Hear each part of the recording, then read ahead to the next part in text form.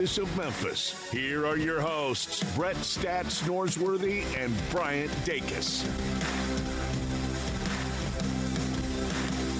Welcome into Sports Time. Bryant and Brett with you. Landon Schmidt producing. We're Sports Time. We're with you for the next 3 hours and so much to get into. Last night we had opening night in the NBA with a doubleheader. The first game, incredible. Double overtime. The Thunder beat the Rockets 125-124. In the second game, the Warriors get a big road win over the Lakers 119-109. We'll talk about that. We got to talk football, college, the NFL. We got to talk the Grizzlies as they'll kick off their season at home later tonight against the New Orleans Pelicans. We have some baseball news as we're still a couple days away from the World Series getting started, but some news coming out of Major League Baseball. So kind of news everywhere, a lot to get into over these next 3 hours. But Brett, how are you this afternoon? Brian, I'm doing great, and it is opening night in downtown Memphis. And it's fun. It's and exciting. It feels good. Yeah, I know a lot of people excited to get back out there and see their team. And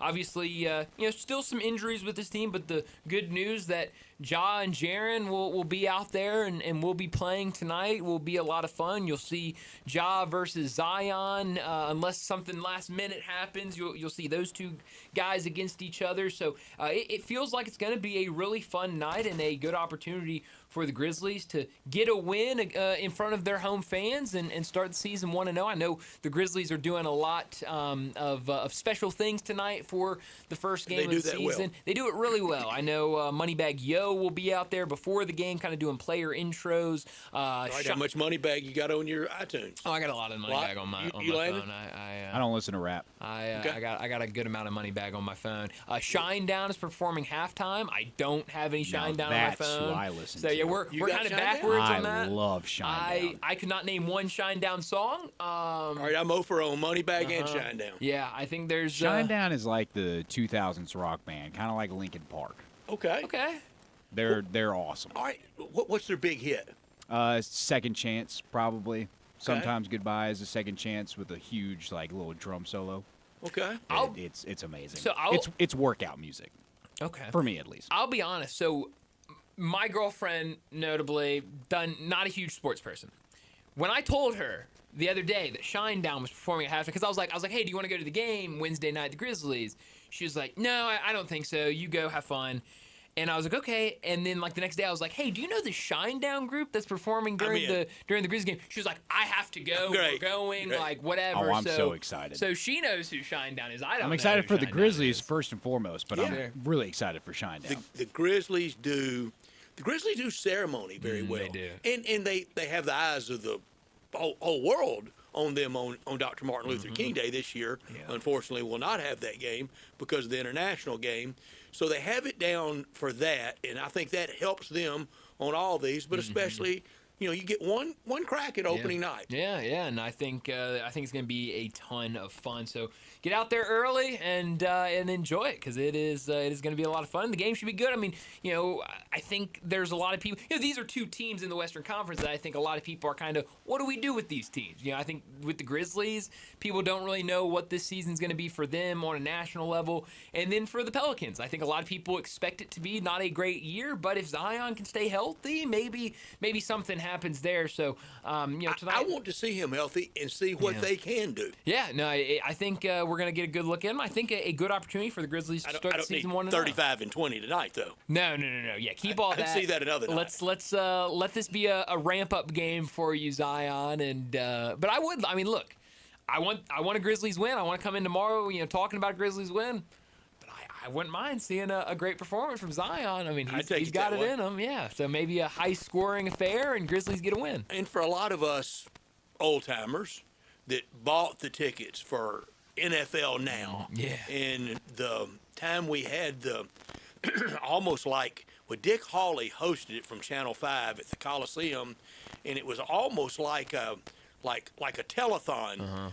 You could call in and buy your season tickets for the NFL effort. Right. They had a big tote board live on Channel 5 and at the Coliseum. All those games of if we buy these tickets, they're going to show. We had NBA games. We had NBA games at the Pyramid. I won't say every year, but quite often, 3 or 4. That suffices quite often for a place that was open about 12 or 13 years before the NBA got here. And we, if we buy these tickets, we might show somebody that that we're serious. And even this, and I don't consciously remember this. I was too small. I mean, I was 6 or 7 when they did this. But the Coliseum was new, and the building in St. Louis for the St. Louis Hawks was old, and the Hawks were looking for a place to play. We know they eventually settled on Atlanta. Right.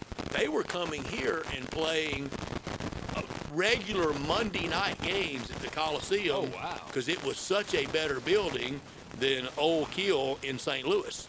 Wow. And we thought then, we buy tickets, we'll get an NBA team, we'll get the Hawks to move here, and of course, all the ABA teams through the years. So tonight is I won't say it feels like the first opening night, but it still feels real good. Yeah, Big 25, so it's going to be a lot of fun. Anniversary year, so no, I'm excited to get down there and see this team. Your memories of opening night 2001, Brian? Oh, Brad, I just remember them like they were yesterday. 7 months old. Yeah, oh man, yeah, I don't remember a single Incredible. thing. Yeah, I mean, look, we talk about it all the time, Brett. The idea that me and all my friends don't even remember a world where the Grizzlies weren't in Memphis. And that's a really good thing. It is. And I knew through the years as the root kind of took a little bit that it would grow, and also knew the opening night that with the Grizzlies coming to town that we would have new voices and new faces and new experts about the NBA, and I welcomed it. I didn't resist or reject or resent whatsoever that happening, and we've had that, and we've had a lot of really good people that if we had never had the Grizzlies, we wouldn't have had a lot of some of the names and faces that we know now, and some, sadly, very sadly, like Don Poyer, that we've lost, come through town. Players and executives, same thing along those lines. We wouldn't have gotten to know the Gasol family. Yeah, that's right. Without the Grizzlies. That's right. Yeah, I mean, you talk about some of those media members. I mean, you look at that crew will get every game this season on FanDuel Sports Network. That group will have one of them on later with us, and Rob Fisher. He's going to join us. So yeah, I mean, imagine this market without Rob Fisher. Imagine that. I can't. No, I can't. For no other reason, how good of friends we are, and the fun that we had in this studio and through the years working together. But before we were even tight, me watching and listening to him with admiration, going, man, that guy's really good. Yeah, no, he is really good, and we'll talk with him about 5 o'clock about what to expect this year with the Memphis Grizzlies. So but we did have sports before the Grizzlies. Sure, yeah. We did, and we guess where I was, right here. Right here.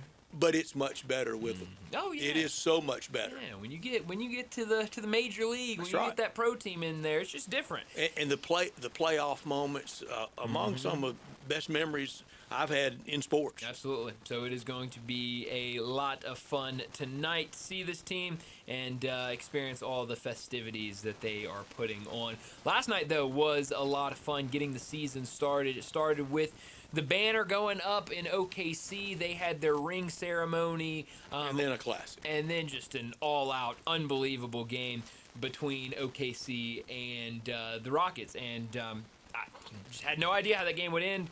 And it ended with,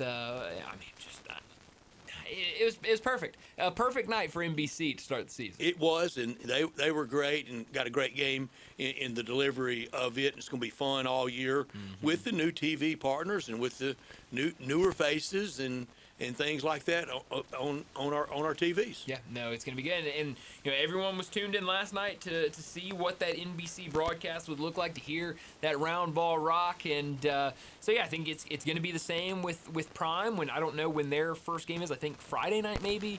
They'll get their first regular season game, so I'm sure a lot of people will be tuned in there to see what their broadcast looks like. We know what ESPN looks like. They're the one that is staying the same. But a lot of people tuned in and got a great treat out of it. But I thought, all in all, the broadcast was really good by NBC last night. Really good, both games, and late nights. Yeah, no, it was late night. I mean, I was by the time that first game ended, second game was in the second quarter. I mean, they were well on their way, and NBC doing a nice job to let everybody know. You can go find that on Peacock, and that will be a nice partnership between obviously the linear TV and NBC and what they've got digitally with Peacock to be able to show more games. So no, I think the NBA is in a good spot right now, and I'm excited to see how the season plays out. We'll make our final picks. I know y'all did East yesterday, We'll get them so all I'll give my East, and then we'll go through the West, and we'll crown some champions later this afternoon. We missed you yesterday, but today, how shocked were you with the news about Tony Vitello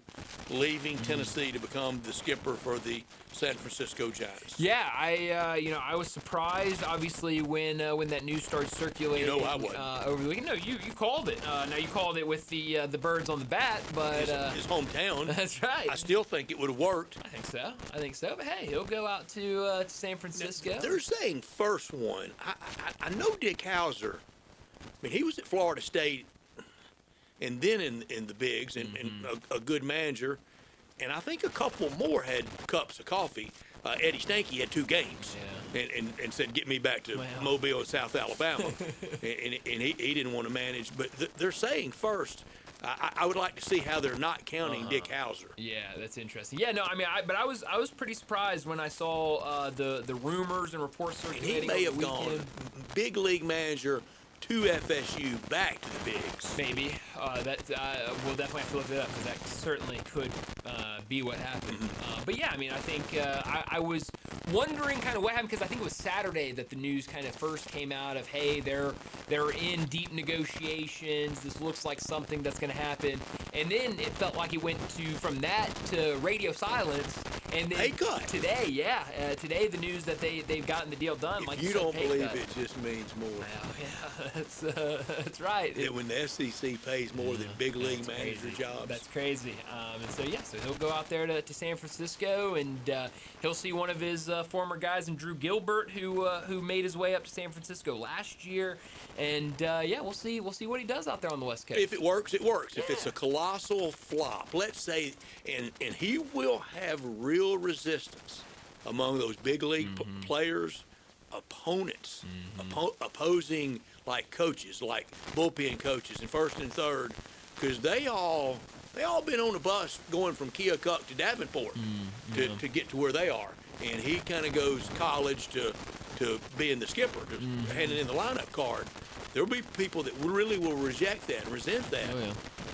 If he started really slow, just colossal flop, 4-26, so, just something ungodly out of the gate, or next year, it gets to 1st of September, and look, this didn't work. This was worth trying. There's 2 places in the SEC. There's more than that would want to hire him. Tennessee may take him back. I don't know who they're going to hire. But there are 2 with veteran head baseball coaches that I'm not trying to push either one of them out. But if it coincided with him not working, Arkansas and Ole Miss for Dave Van Horn and Mike Bianco,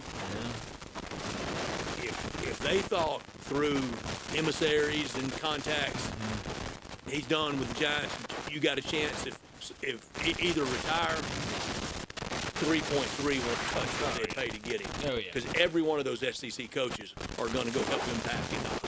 Oh yeah, no doubt about it. They're already up there. Let's get you packed up. He doesn't need to call a moving company. No, absolutely not. No, they are. That was the best news of the year for those SEC coaches. And I know Twitter's not a real place. I know that. So why am I responding to it? That's on me, and I got to do better. But I'm going to say this. I see a lot of the official Tennessee site that sent it out. Thanks for the memories and the championship. And I see a lot of Arkansas respondents of DVH owns you, we owned you. Arkansas, let me remind you of something. You've had 2 classic fold chokes in Omaha, and you're yet to have a dog pile. Tennessee had one.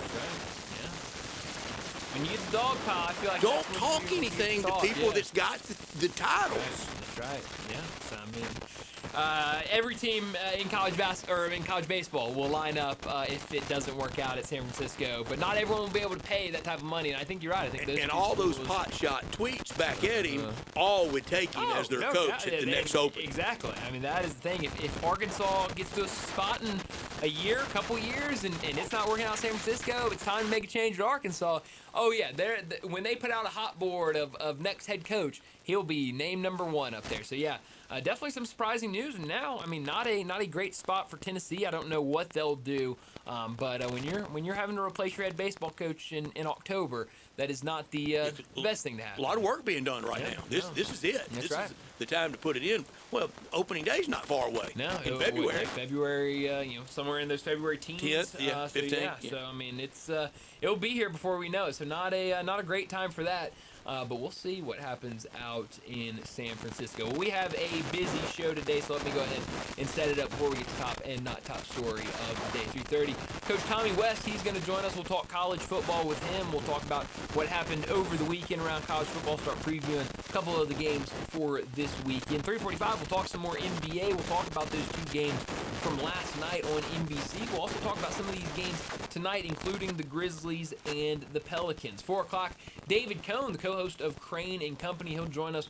We'll talk more college football with him. Again, everything that happened over the weekend, preview some of these games for this weekend as well. 4:30, we'll talk the NFLs. We've got some injury news, a lot of news around the league of who could be or may not be playing over the weekend. 4:45, we'll get to big number of the day. 5 o'clock, Rob Fisher, he'll join us. We'll talk a ton of Grizzlies. You'll be able, if you're not making it down to the game tonight, you'll be watching Rob Fisher tonight for a game that matters, which I know we're all happy about.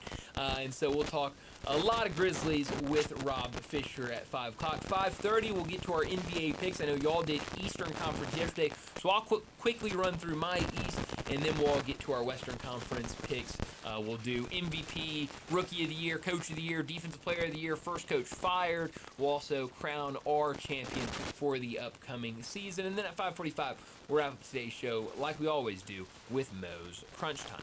Well, let me remind you, we're in our Family Leisure Studios where family and fun come together. It's the world's biggest spa sale. It's going on right now at Family Leisure. Spa starting at $29.99 and swim spas up to 30% off. The floor model specials, they're going on as well. And stop by there and pick up a cold plunge. Their cold plunges now starting at $49.99.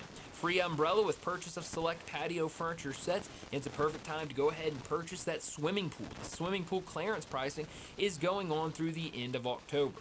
Buy now and save on that price increase. Special financing, it's available, but only at Family Leisure, 2120 Whitten Road, just north of I-40. We are Sportstime. We're with you until 6 o'clock, and we want you to be a part of our show by texting or calling 901-360-8255. That's the Sissy's Log Cabin text and talk line. All our guests will appear on the Sissy's Log Cabin guest line at 901-360-8255. Landon Schmidt, our producer. He's Bryant, I'm Brett, and we're always in our Family Leisure Studios. In this hour, brought to you every day by Lexus of Memphis at 2600 Ridgeway and online at lexusofmemphis.com. Great offers on all 2025 models and always special leasing options. You can call them at 901-334-9673, but they invite you to stop by the only Lexus dealership in Memphis at 2600 Ridgeway, and that's where you can put yourself in the driver's seat of the all-new 2025 flagship LS500, and you'll be driving in style. Driving luxury and confidence, knowing that every new Lexus comes with complimentary first and second maintenance services. When you purchase a Lexus, you get top-of-the-line engineering and design, and they make for the safe luxury driving experience. Online at lexusofmemphis.com. Experience amazing at Lexus of Memphis. Top story of the day. Well, my top story of the day, it is the 2 games we got last night in the NBA to kick off the season. NBC did a really, really nice job with their presentation of those first 2 games. I didn't get to see everything NBC-wise. I know Michael Jordan did his little thing at, I believe it was halftime. They might have done it throughout. I've heard mixed reviews on that. I've heard some people that really liked it. I've heard some people who really didn't like it. But I think all in all, it was a good night for NBC. And man, did they get a great game to start the night, and pretty good game with that second one. It was the double overtime game that had everybody talking. Rockets and Thunder. The Thunder raised their banners on the other side. That former Thunder, Kevin Durant, having to sit there and watch rings being handed out to a team that he thought at one time he would be wearing a ring for, but it wasn't him. It was SGA, and both those guys kind of slow starts, but ultimately when you have 2 overtimes, guys got to step up, and it was those 2 guys. SGA finishes with 35 points, 5 assists, 5 rebounds. On the other side, Kevin Durant, 23 points, 9 rebounds, 3 assists, and it was Alperen Şengün that stepped up for the Rockets. 39 points, 7 rebounds, and 11 rebounds and 7 assists for him. All in all, I thought a really impressive game from both sides, the Rockets and the Thunder. It looked like most of the night the Rockets were going to ruin trophy night, ceremony night for OKC and win that game, but ultimately it was the Thunder that had the big second half, forced overtime, and were able to get the job done in OT. Kevin Durant fouled out right before the final opportunity for the Rockets. If he was in there, you know he was going to get the ball, and maybe we would have gotten a different outcome. In that second game, the Warriors, everyone talking about the old age, and they looked pretty good last night. Now, that's game 1 of an 82-game season. We'll see how they look later in the year with all of this age. And on the other side, we know LeBron James didn't play, but Luka was there, and Luka looked really, really good. I think this Lakers team can be a pretty good team. They got to figure out how to make these pieces fit with each other. But when you have Luka, when you have LeBron, it can be a lot worse. How many did Bronny have last night? 0. 0.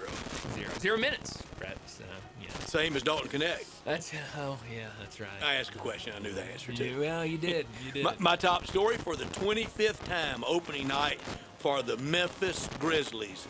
Our Grizzlies, Major League. Not ABA, not XFL, USFL, minor league baseball, not arena football, not even the NFL for a year that was really Memphis's dream. But that was Nashville's team for that 1 year in 1997. This has been our team for 25 years. Times we should appreciate, but not treat the team like it's the class pet or the organization like it's the class pet. We've got to treat them not with sharp elbows, but with some scrutiny and ask the questions. And it's why it is time for Jason Wexler and the city people to get together and get a deal where we don't have to be sweating anything or filling in the blanks and the questions about what could happen in the future. I think the future is bright, and I look forward to, well, I don't know if I'll see a 50th anniversary, but I want another strong 25 years of the Memphis Grizzlies. Absolutely. Not top story of the day. Well, my not top story of the day, it is the Memphis Grizzlies. Game 1 tonight against the New Orleans Pelicans. Right now, 4.5-point favorite the Grizzlies are against this New Orleans team that a lot of people don't expect very much from them. We know a lot of injuries. You look at this injury report for the Grizzlies. Vince Williams Jr. out. Ty Jerome out. Scottie Pippen Jr. out. Brandon Clark out. Zach Edey out. But 2 guys that will not be out, they'll be out there playing, John Morant and Jaren Jackson Jr. It is required, if this season is going to be successful, that both those guys play a ton. I mean, they have got to be out there. They've got to be playing, and I think both of those guys understand that. Now, you would love to have some of these guys. Ty Jerome, a guy that you brought in to be a big piece on this team. You'd love to have him out there. So we'll see what this Grizzlies team can do tonight, despite some of these injuries, especially the injuries in the front court with Brandon Clark and Zach Edey. But on the other side, no Zion on the injury report, which is sometimes rare. DeJounte Murray, we know he is out. But Ja and Zion, I mean, it hadn't been many times that they've both been out there on the same court playing against each other. So that will be a fun matchup between number 1 pick and number 2 pick from 2019. My not top story, we keep waiting for that big separation Saturday in college football. And I don't know that this coming Saturday will give us that this weekend, and a lot of reasons for that. In the past, when we had separation Saturday, it was trying to get down to 4 teams, maybe just 2 in the old kind of voting polls day. Well, now we've got a lot more teams in play because there's a lot more spots. We've had more coaches separated from their job than we've had separation Saturday. I know this, in 2 weeks, less than 2 weeks, on Tuesday night, November 4th, we get the first bracket reveal. That'll give us a little more clarity, a little more definition. For now, polls, mock brackets, they mean very little. They don't mean anything. But that'll do it for top and not top story of the day. Let's go ahead and get to our first break. And when we return, we'll talk some college football with Coach Tommy West. Add a little fun to your lunch break. Join Johnny Radio for Sports 56 Happy Hour from 11 to 1 every weekday on Sports 56 and 98.5 FM. Founded in 1991 by lifelong law enforcement officers, ProTech Security can perform all security services for personal or corporate clients. Uniformed armed guard, plainclothes officers, neighborhood patrols, violence in the workplace, event and party security, dignitary protection, and alarm response. Licensed and insured in Mississippi, Arkansas, and Tennessee. They are currently looking for armed security officers, retired law enforcement, and military personnel especially. Premium pay and no limit on hours worked. If interested, give them a call at ProTech Security, 901-274-3400. Hi, this is Troy Fiveash, owner of Fiveash Roof Services. Do you know what Penny Hardaway and I have in common? We should both be in that building celebrating the best basketball players of all time. Of course, I'll have to buy a ticket to get in, but he should already be there.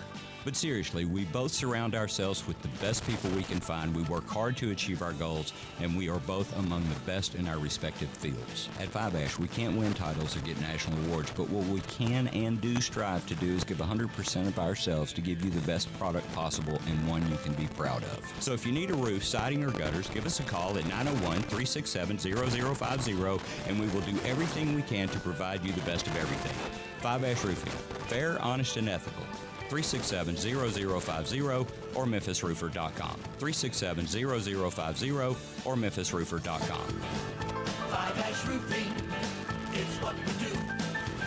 We're here for you. At Choate's Air Conditioning, Heating, Plumbing, and Electrical, we've proudly served families across the Mid-South since 1958. Still family owned and operated, we're built on tradition, trust, and old-fashioned service you can count on. And now to celebrate 68 years of service, we're offering a heating tune-up for just $68. Keep your home safe, efficient, and ready for the cold months ahead. Looking to upgrade? Right now, get up to $2,000 in instant carrier cool cash rebates, plus 60 months no interest financing on select carrier systems. That means comfort and savings today and peace of mind for years to come. But that's not all. Upgrade today and take advantage of $500 off a tankless water heater or a whole home generator installation. Even more ways to protect your home and your family. Don't wait. These special offers won't last. Call 347-8086 or visit ChoatesHVAC.com today and turn to the experts with Choates and let our family serve your family. Get ready, Tiger Nation. Your Memphis Tiger football team is back at home Saturday, October 25th at 11 o'clock to take on the South Florida Bulls. It's homecoming and parent and family weekend, a week full of tradition, pride, and Tiger spirit. Be one of the first 5,000 fans to the gate and score a Memphis football jersey koozie. Let's pack the stands and roar for Memphis. For tickets and info, visit gotigersgo.com/tickets. Sports 56 traffic.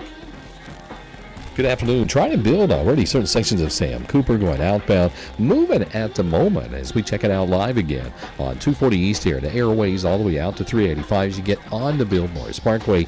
It's moving out through there right now as you head on out into Collierville. Hey, Weimer's Jewelry, your full-service, family-owned jewelry store right here in Memphis. Check them out at 7525 Highway 64. That's Weimer's Jewelry. I'm Commander Chuck with your on-time traffic.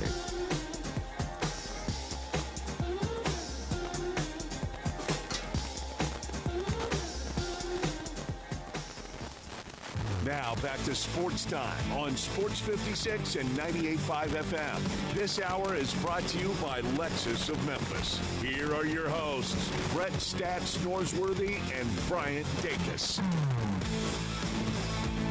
Welcome back into Sports Time. Bryant and Brett with you, and we got to talk some college football, and we do it at this time every single Wednesday afternoon with Coach Tommy West. Coach, thanks so much for joining us. A lot to get to from the weekend, but let's start with the Memphis Tigers. The first loss of the season for them. It came on the road against UAB, a UAB team that was playing their first game under an interim coach. Their backup quarterback was starting. A lot happened in that game, but from a coach's perspective, what was your takeaway from the game, and how hard is it for an offense to go from a veteran starting quarterback to a true freshman quarterback in the middle of the game? Well, it's hard.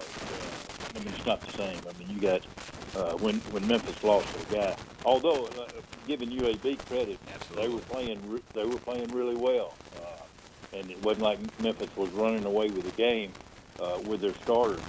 But when he went out, I thought that certainly was a difference. Memphis still hung in there, though, and had a chance to win the game. Really tough game and tough loss, and you had to be watching and thinking, dang UAB. Yeah, exactly what I was going to say next. UAB, it's crazy. I look back at my 9 years there, or 10 years really, and UAB. I mean, we had a winning record against Southern Miss, who was the bell cow in the league at that time, and had a Houston. We cut them almost every time we played them, and then we could not beat UAB, and they were a thorn in our side the whole time I was there. And then here they come again, which I said last week. No way UAB will beat Memphis this year. Too much. Memphis got too much going on. But boy, give them credit now. They played their tails off. They did, and Alex Mortensen and the young quarterback, they had all-world days, and the Tigers had that injury. But, Coach, you had to also be thinking this, with all the progress made for the Tigers, and you made progress, and these coaches have made progress, it's still a double not tough job, isn't it? Oh, sure. And part of it is who you're surrounded by. I mean, you're dead in the thick of SEC country, and that's what, that's the thing most people care about in this part of the country. And it's just hard, I mean, because if players are good enough,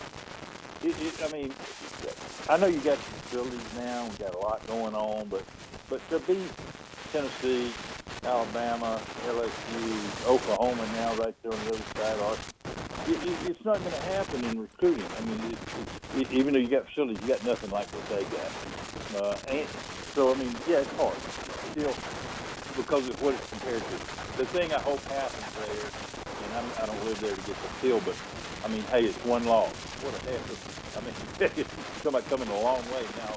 What 6-1, and we're disappointed. Come on now. That's a good point. This guy's done a great job. 6-1. Well, he's got a heck of a game this week. Support the crap out of him this week and try to get a win against South Florida. Coach Tommy West, our guest on our Sissy's Log Cabin guest line, talking all things college football. Okay, here's one of those jobs that appears to be easy. Anytime you mention it, everybody goes, oh, anybody can win there. Well, really just two have ever won there, Steve Spurrier and Urban Meyer. Florida's open again. Billy Napier, he couldn't get it done. Will Muschamp, Jimmy McElwain, Dan Mullen, Coach West. We can go back to your playing days. Coach Doug Dickey left Tennessee to go home to Florida. A hero coming home. He couldn't get it done there. So for all these people that say anybody can win there, only two really have. That's right. And now, again, I go back to NIL. The three jobs in the country, or the three best states in the country for recruiting are Florida, Texas, and California. One, they got the most population, but they got the most players of anywhere. And so for a while, you got Florida should be great, Texas should be great, Southern Cal should be great. None of those three right now are really have great football teams. And I think the reason is, with all those players around you in your state to choose from, I think the reason is NIL puts a lot into it. Just because you're the University of Florida or University of Texas or Southern Cal, the other teams can pay. And if they can pay, then they got a chance to steal players from them. And another one that looks like everybody can win there, the last three winning national championships being Ed Orgeron, Les Miles, and Nick Saban. Brian Kelly may be playing his way into a really kind of nervy November, and it starts on the last Saturday in October. He's got to win Saturday night in Baton Rouge against A&M, doesn't he? I think so. I do think so.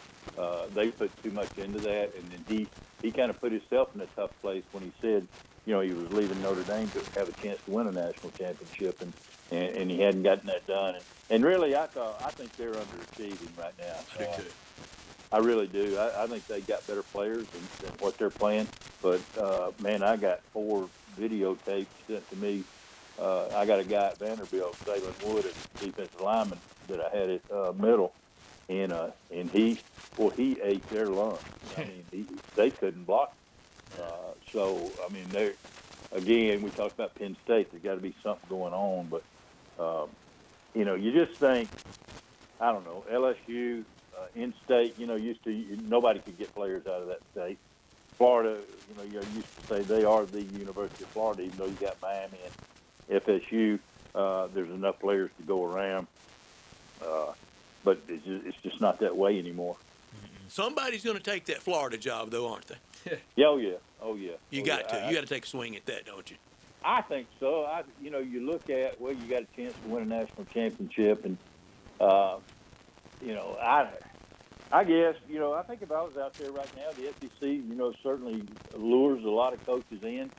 I think now each year your chances of winning it all out of the SEC are probably getting slimmer and slimmer.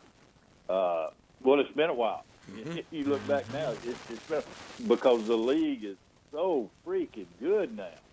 I mean, every team, and it's becoming equal almost. I mean, it used to, there's 2 or 3, and then everybody else was also ranked. Not anymore. I mean, from talking about, Kentucky takes Texas, all the way to the end. Of course, I don't know how good Texas is now, but it's just, boy, it's a tough league.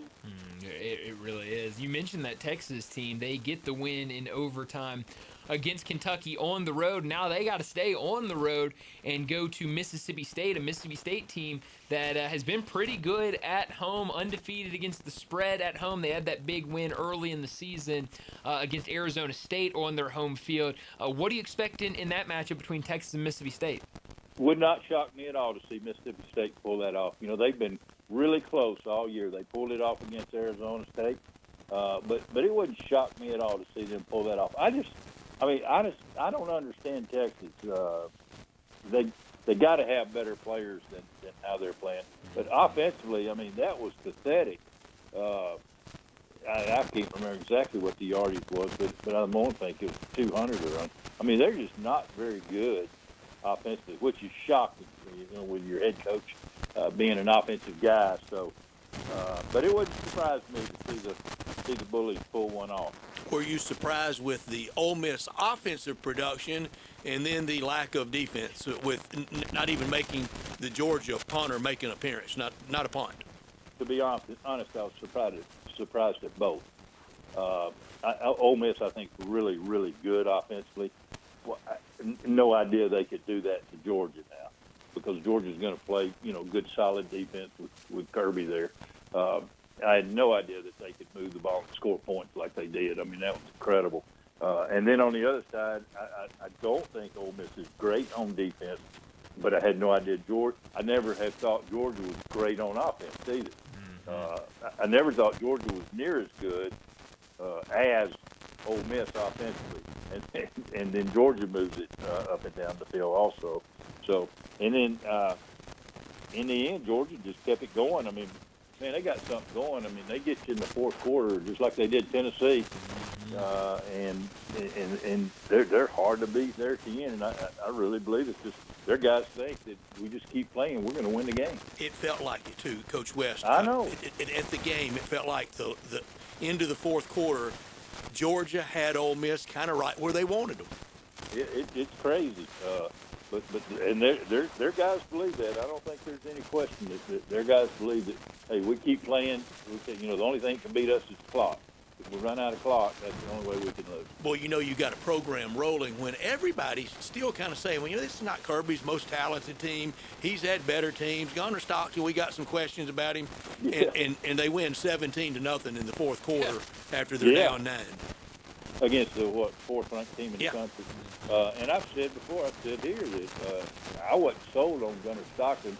And still, I'm going to say, I'm not totally – he makes some plays. Well, he throws some bad balls that they catch. They come up with some great catches, but they win. They That's just a keep great on point. Finding ways to win. He threw 2 behind both of those tight ends that were really bad throws, and those guys, they picked them off like they were first basemen. Yeah, the one going down in the end zone towards the goal line was a great catch.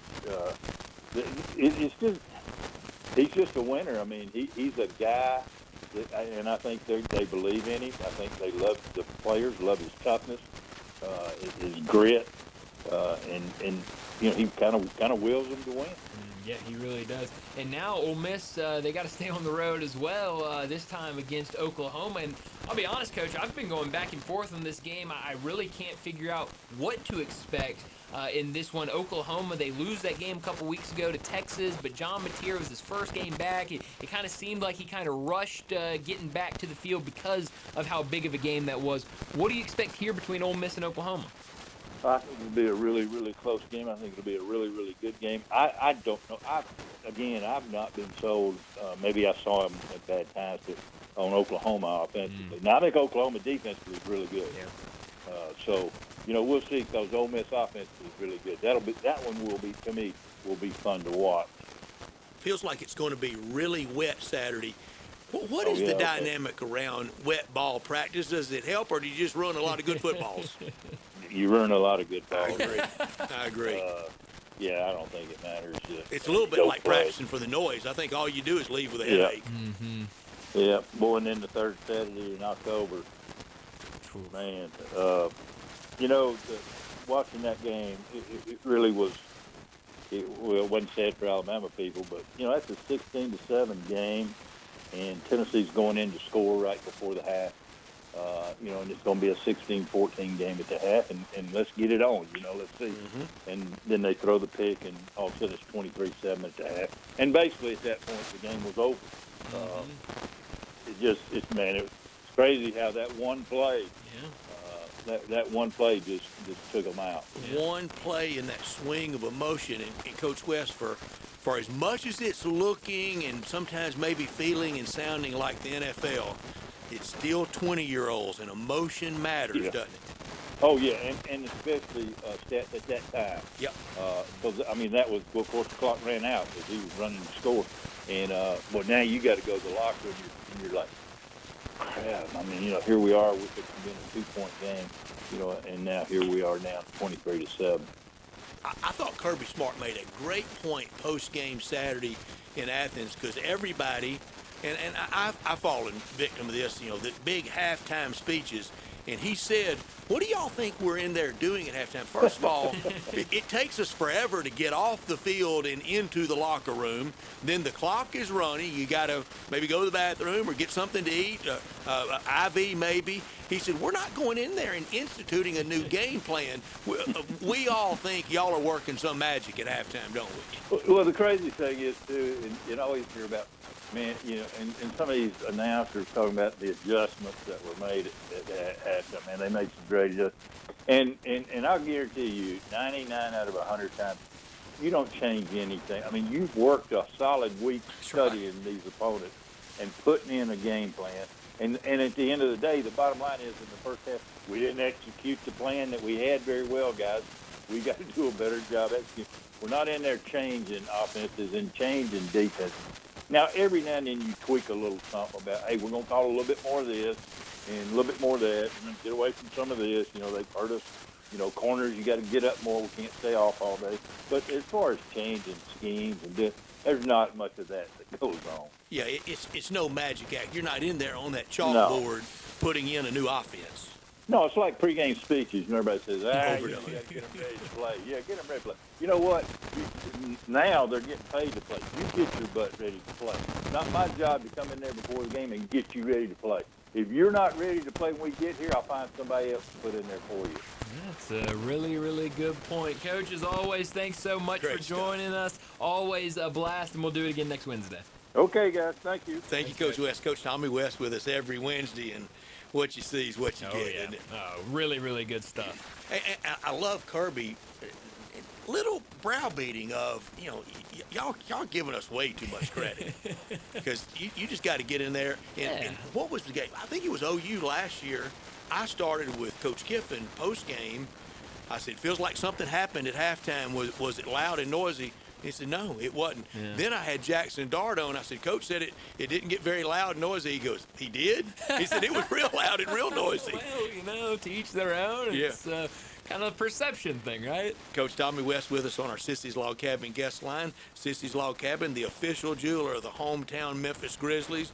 They are ready for opening night. They're ready for this season and huge supporter of Tiger Athletics, ready for Saturday afternoon out at Simmons Bank Liberty Stadium for the Tigers and USF, and they're also the sponsor of our look back every Monday at 4:30 of the weekend in the SEC. The Mid-South's largest selection of one-of-a-kind jewelry, engagement rings, wedding bands, necklaces, earrings, that special time in your life, and some of those include holiday season. Well, it's coming up. 9,000 square foot store in Laurelwood with expanded lines for Rolex, Cartier, diamonds, and more since 1970, with all the great locations across the Mid-South.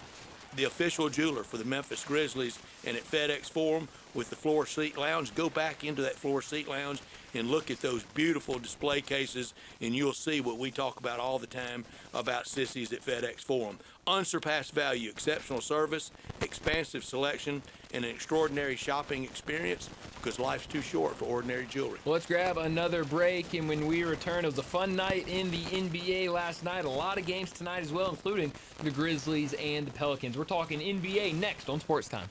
Sports 56 and 98.5 FM. Available locally on your radio dial as well as around the world online at sports56whbq.com. Take us with you everywhere by downloading the Sports 56 app. And at home, just say, Alexa, play Sports 56. Wherever you are, it's easy to stay tuned to Sports 56 and 98.5 FM. Moving is stressful, but Black Tie Moving can take the worry out of the process. Whether you're moving across town or across country, moving your home or your office, your personal moving concierge from Black Tie Moving will work with you to design a plan that perfectly fits your budget and needs. And they're available 24/7 to answer any questions you have. Give Black Tie Moving a call at 901-316-6196 or go to blacktiemoving.com/Memphis to get your personal, no obligation quote from the moving experts at Black Tie Moving. If you need glass replaced, there's only one name you need to know. Binswanger Glass, the largest full-service glass company in the U.S. They've been an industry leader for over 145 years. For all your residential, commercial, or auto glass needs, Binswanger Glass is the name you need to know. 24-hour emergency service for all commercial customers, plus a nationwide warranty on all professionally installed glass. Visit Binswanger Glass in Midtown at 340 South Hollywood across from the Liberty Bowl. Visit binswingerglass.com. Binswanger Glass. It's Landers truck and SUV season at Landers Ford in Collierville. New F-150s with incredible lease offers, plus Explorer and Expedition with X-Plan demo priced offers. The price you see is the price you pay. No hidden addendums. That's the Landers difference, and what's made us the #1 Ford dealer in Greater Memphis. Inventory is moving fast. Get into a new F-150 or check out Explorer and Expedition X-Plan demo priced offers at Landers Ford in Collierville. Need to get out of your current vehicle? We're paying top dollar for trades. Keep the cash or use it to upgrade and save even more on your upgrade. Find out how much your trade is worth and get started buying online now with our Landers Easy Pass at LandersFordMemphis.com or give us a call to schedule your test drive today. Landers Ford in Collierville. Remember, if it doesn't say Landers, you paid too much. As reported on Ford's 2024 total new vehicle retail sales report, Memphis market price bands without license at $6.95 processing fee. See for new details. Maria's Cantina in South Haven is not your average Tex-Mex joint because they're serving up Mexican with a twist. Maria's Scratch Kitchen is the most creative and diverse menu around. Beyond the traditional huge quesadillas, chimichangas, and fajitas, Maria serves up hand-rolled Latin egg rolls, Cajun and Creole items like catfish, gumbo, and boudin balls, as well as the best sandwiches and 8-ounce burgers in town. Wash it all down with a house margarita for only $5.50 and happy hour every day till 6. MariasCantina.com, 6717 Airways, Mexican with a twist. Now back to Sports Time on Sports 56 and 98.5 FM. This hour is brought to you by Lexus of Memphis. Here are your hosts, Brett Stats Norsworthy and Bryant Dacus.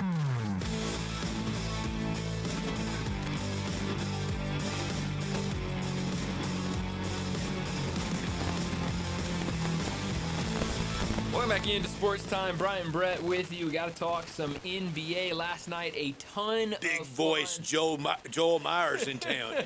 great. That's awesome. Pipes, isn't it? I know, it really is. It is. The voice of the Pelicans. Yeah, so he's getting him some good food before he's got the big game tonight. Downtown at the world famous Rendezvous earlier today. Yeah. Rob, and he's real tight with Rob Fisher. We'll have Rob with us at 5, and quite an honor on a very busy day for him to carve time out for us, and we appreciate it. Yeah, no, we absolutely do, and we'll talk with him in just a little bit, almost an hour away when we'll be talking to him. But no, the Grizzlies game one of, I believe, 12 games tonight around the NBA. A pair of games on ESPN. Cavs Knicks will get a start at 6 o'clock.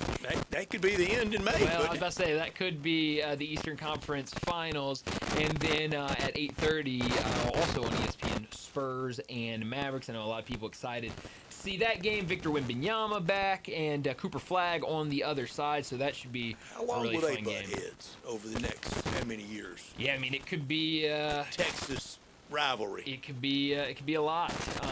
It could be a lot. I mean, it doesn't seem like Victor Wembanyama is going anywhere. And yeah, it looks like if everybody is right about Cooper Flagg, that he'll be around for a very long time. Now, track record tells us that maybe Cooper Flagg might not still be in Dallas. He could be somewhere else. His general manager could decide they need to trade him and deal him away to somewhere like L.A. That's but a shot. Look, I don't know. So it will be, we'll see what happens, but it's going to be a lot of fun tonight. Dallas, a 2.5-point favorite at home tonight against the Spurs. But a lot of good games tonight, not on ESPN, including that Pelicans and Grizzlies game. 2 late games, 9 o'clock. Schedule start, we know it's really 9:10. Kings at Suns, T-Wolves at Trailblazers. So games on, we all get home from downtown at FedEx Forum. Yeah, we'll be tuning into those and some teams that I think a lot of different directions that those 4 teams that start at 9 o'clock can go. What are the Kings going to be this year? The Suns, I think a lot of people expecting the Suns to really struggle this year. Timberwolves, I'm pretty high on Minnesota this year, and then the Trailblazers. They've kind of been in that rebuild for a while now. What is that next step of the rebuild look like? Do they have hope in Portland? Yeah, and I really don't know, and maybe we'll find out a little bit tonight. I just don't know what Everybody's to do with got hope Portland. at 0-0. Oh yeah, I mean today's the best day in the world for every team. I guess unless you're the Rockets and the Lakers, but Rockets gonna be fine. I think so. I think they'll be all right. They looked really good last night. You made the point about their size. They're so it's long. real. Yeah, and I think that's gonna, I think we talked about it. Obviously, with Fred VanVleet out, that's gonna cause some issues at the guard position. But especially defensively, whatever they want to do defensively, I think they'll be fine. If they want to go to a zone against some teams, I think they've got the length to play like a matchup zone, something like that. I think they're going to be fine. And, when you've got Kevin Durant on your team, Şengün, I know we talked about it a lot with Keith Smith, and really excited to talk with Keith Smith tomorrow. But Keith made the great point in the summer about Şengün playing for the Turkish national team in the Eurobasket tournament, and made a point that that was really the first time Alperen Şengün had to go out there and be the go-to guy. You got to be number one option, and that he thrived in that role, and that he thought that was going to allow him to take that next step in Houston. And you saw it last night. I mean, he was phenomenal for Houston. So yeah, I think this Houston team's gonna be really, really good. And who knows? You said we, tonight might be getting the future Eastern Conference Finals matchup. Last night we might have gotten the Western Conference Finals matchup. We're not going to do the list because it's impossible. We got into this yesterday with you out and Darian here. Landon jumped in. Kevin Durant, is he in the all-time top 10? And remember, there's just 10 spots in the top 10. I agree. Yeah, I mean, what he does as a scorer is unbelievable. But then when you try to do a list and you realize who you left out, and it's just the top 10, it's not a top 24. Yeah, no, I mean, look, it is almost impossible to do any type of all-time top 10, because you're right, it's only 10 spots, and those spots go by really, really fast. And look, I mean, we can already go through. I know MJ's going to be in there. I know LeBron's going to be in there. I know Kobe's going to be in there. Kareem. I know Kareem's going to be in there. Magic. All right, let's stop. That's already half the list. Mailman. Yeah, I mean, Tim Duncan. Yeah, I mean, that's how quick it goes by. We just rattled off 7, and so yeah, I mean, it's tough, but I would put him in my top 10. I mean, then you could come up with 10 Boston Celtics. No, I mean, easily. But what he does, I mean, I think I texted all of y'all in a group chat yesterday when y'all were talking about Kevin Durant. He's my favorite player in the league right now. Second is Şengün. The fact that they're both on the team now. We're watching a lot of Rockets games, I guess. Favorite in the league right now. Yeah. That's a good one. Yeah, no, they are. Those are two really fun players to watch. I think mine is Nikola Jokic. He's got to be up there. I mean, what he does and everything that he can do, as a big man center, it's impressive to watch. Tonight, 76ers and the Celtics. Mm-hmm. We talked about these yesterday. We're going to get yours at 5:30. Just respond to this. Don't give away your picks. Just respond to mine. I had yesterday when we did it, I had Boston 9, Philadelphia 10. That's who's playing tonight. Yeah. I think more understandable on Boston because we know their best player is going to be out the entire. Well, they want to say that he might be back at the end of the year, but most of the year he's going to be out. So I would not be surprised. He's missing 60, isn't he? Yeah, easily. And you look at some of the moves. I mean, I know we've talked about this with Keith a lot about. It feels like they're using this year as this isn't a go for it all year, but this can be a year where we can kind of figure out, hey, who are some of those pieces that we really like and can keep around. On the other side for Philly, if they're finishing the season at 10, we've got issues, and we need to talk about maybe changing some things here because there's always a lot of injuries. But you got Joel Embiid that when he's not injured, he is a can't miss MVP in the conversation for MVP every single year. You've got a young guard. You've got some other really good players. You just brought in VJ Edgecombe. So if they're 10, I think some real trouble in Philly. Breaking right now at ESPN.com, the writer Amyang Masuk is writing that sources told Shams Charania, try saying all that three times, that backed by popular demand, the NBA Finals will have the large Larry O championship trophy logo at midcourt. Yeah, I love it. I'm excited. I know that was a lot of people complained the last couple of years of how boring the courts looked. So we're getting back to spicing it up. So I'm cool with it. Too. If that's something people complain about, give it back to them. And it seems like a lot of people are happy about getting that back. Well, we need to wrap up this first hour and get to a break. And when we return, we're talking more college football. David Cohn, the co-host of Crane and Company, he joins us next on Sports Time.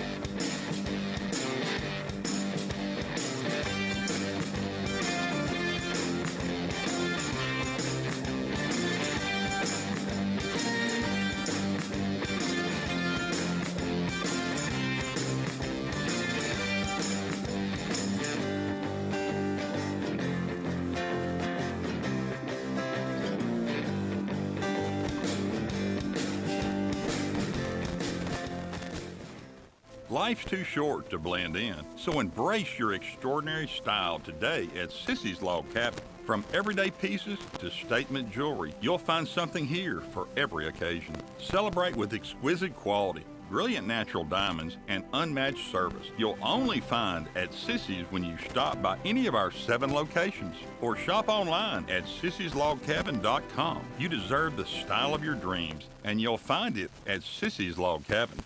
To NST, it's never just another case. It's your shot at getting life back on track. Real help, real heart. 35 years and still winning. NST is the way to go. Call 683-7000 or go online at nstlaw.com.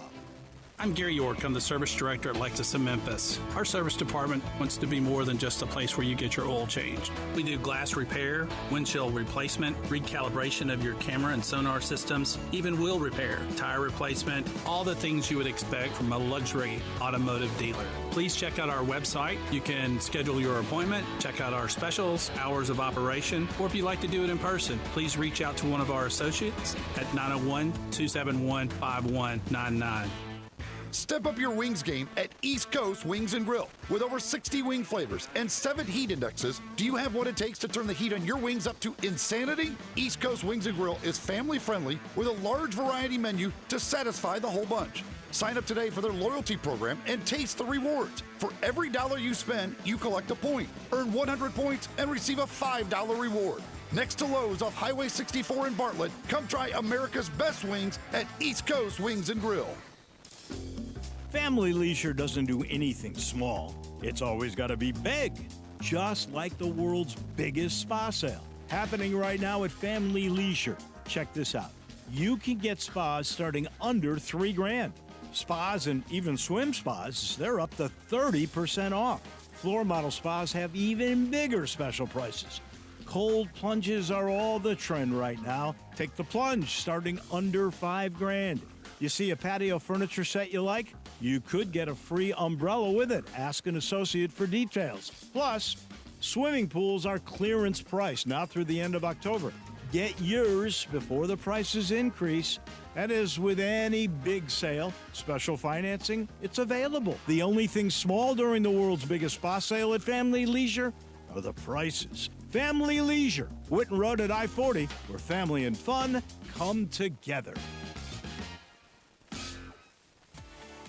At Jason's Deli, when you're dining in or picking up curbside, you can expect wholesome food and no surprises, just delicious sandwiches, crisp salads, and quick quality meals made with the freshest ingredients and no artificial trans fats, MSG, high fructose corn syrup, or artificial colors and dyes. Around here, a lot of thought goes into what we put into our food and what we take out of it, because you're not just taking a bite, you're getting a taste of who we are. New items are constantly being created to expand our menu for all tastes and special diets with vegan and gluten-free options available. Convenience and on-time delivery you can count on. It's just a click away at jasonsdeli.com, so whether you need to feed 5 people or 5,000, the team at Jason's Deli, they have the credentials and the commitment to keep you satisfied.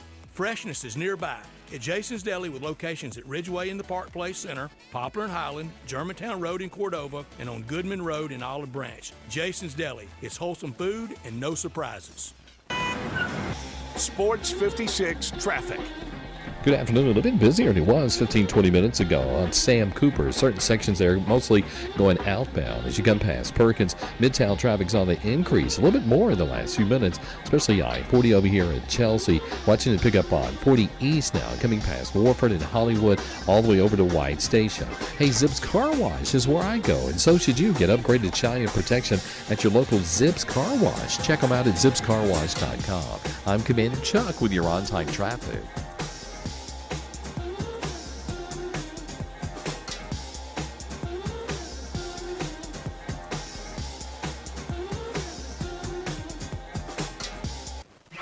Memphis's original sports station. We are Sports 56, WHBQ Memphis, and W253DF Memphis. Now back to Sports Time on Sports 56 and 98.5 FM. This hour brought to you by Landers Ford in Collierville. Here once again are Brett Norsworthy and Bryant Dacus. It would take a fool to ever leave. I'm a Georgia boy, but I'll die in Alabama.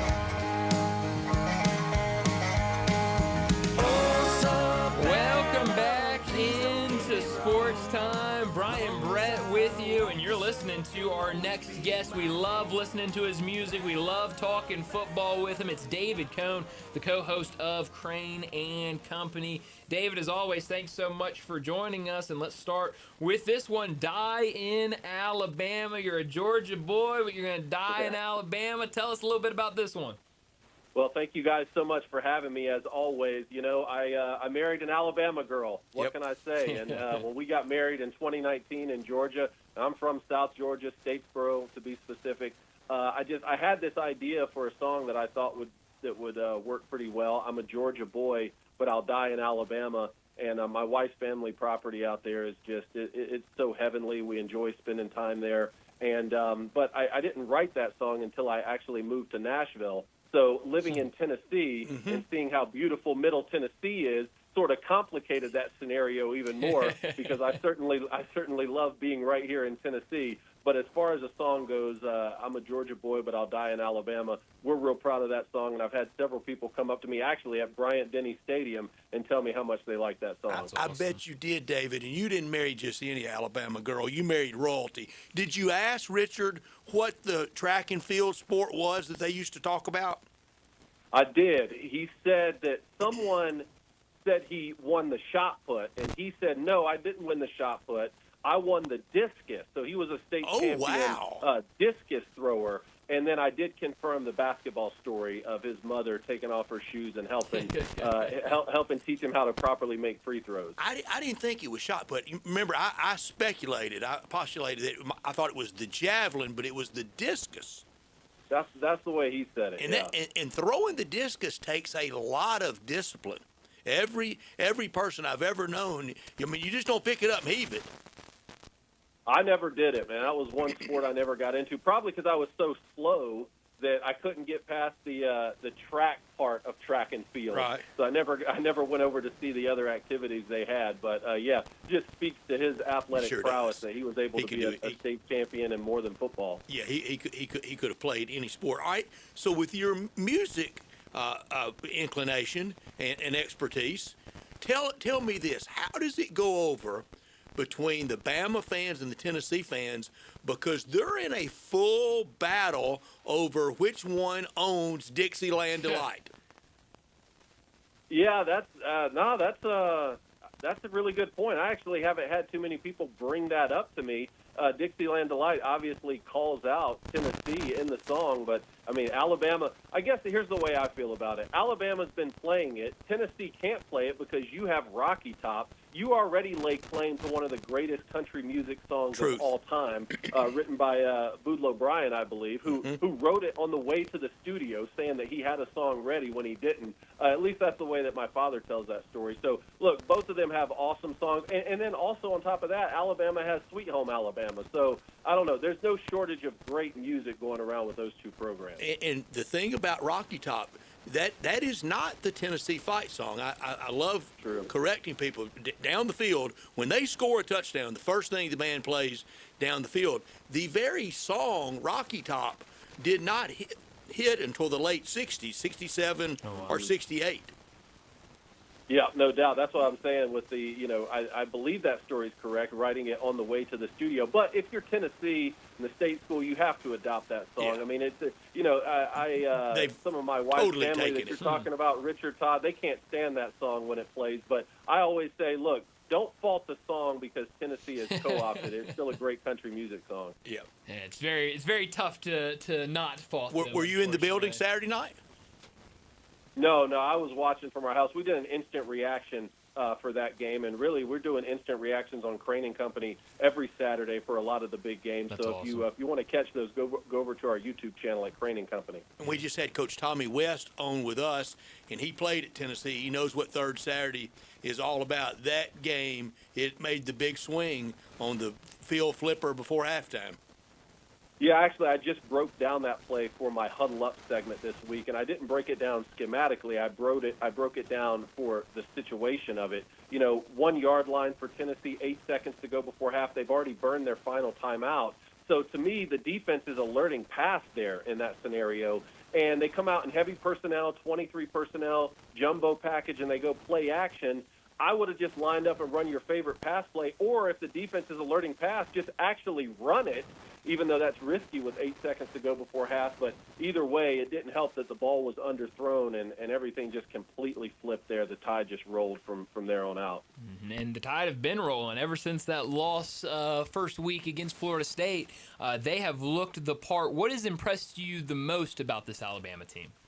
Well, it's Ty Simpson, honestly. I mean, there were a handful of quarterbacks coming into the season that were going to be on elite rosters, and we said, hey, can this quarterback play well enough to be able to lead this team to a national championship with how great the rosters are, even though they're going to be a new starting quarterback. So that's Alabama, that's Gunnar Stockton at Georgia, C.J. Carr at Notre Dame. There's a bunch across the country. But Ty Simpson is playing like he's going to win the Heisman Trophy.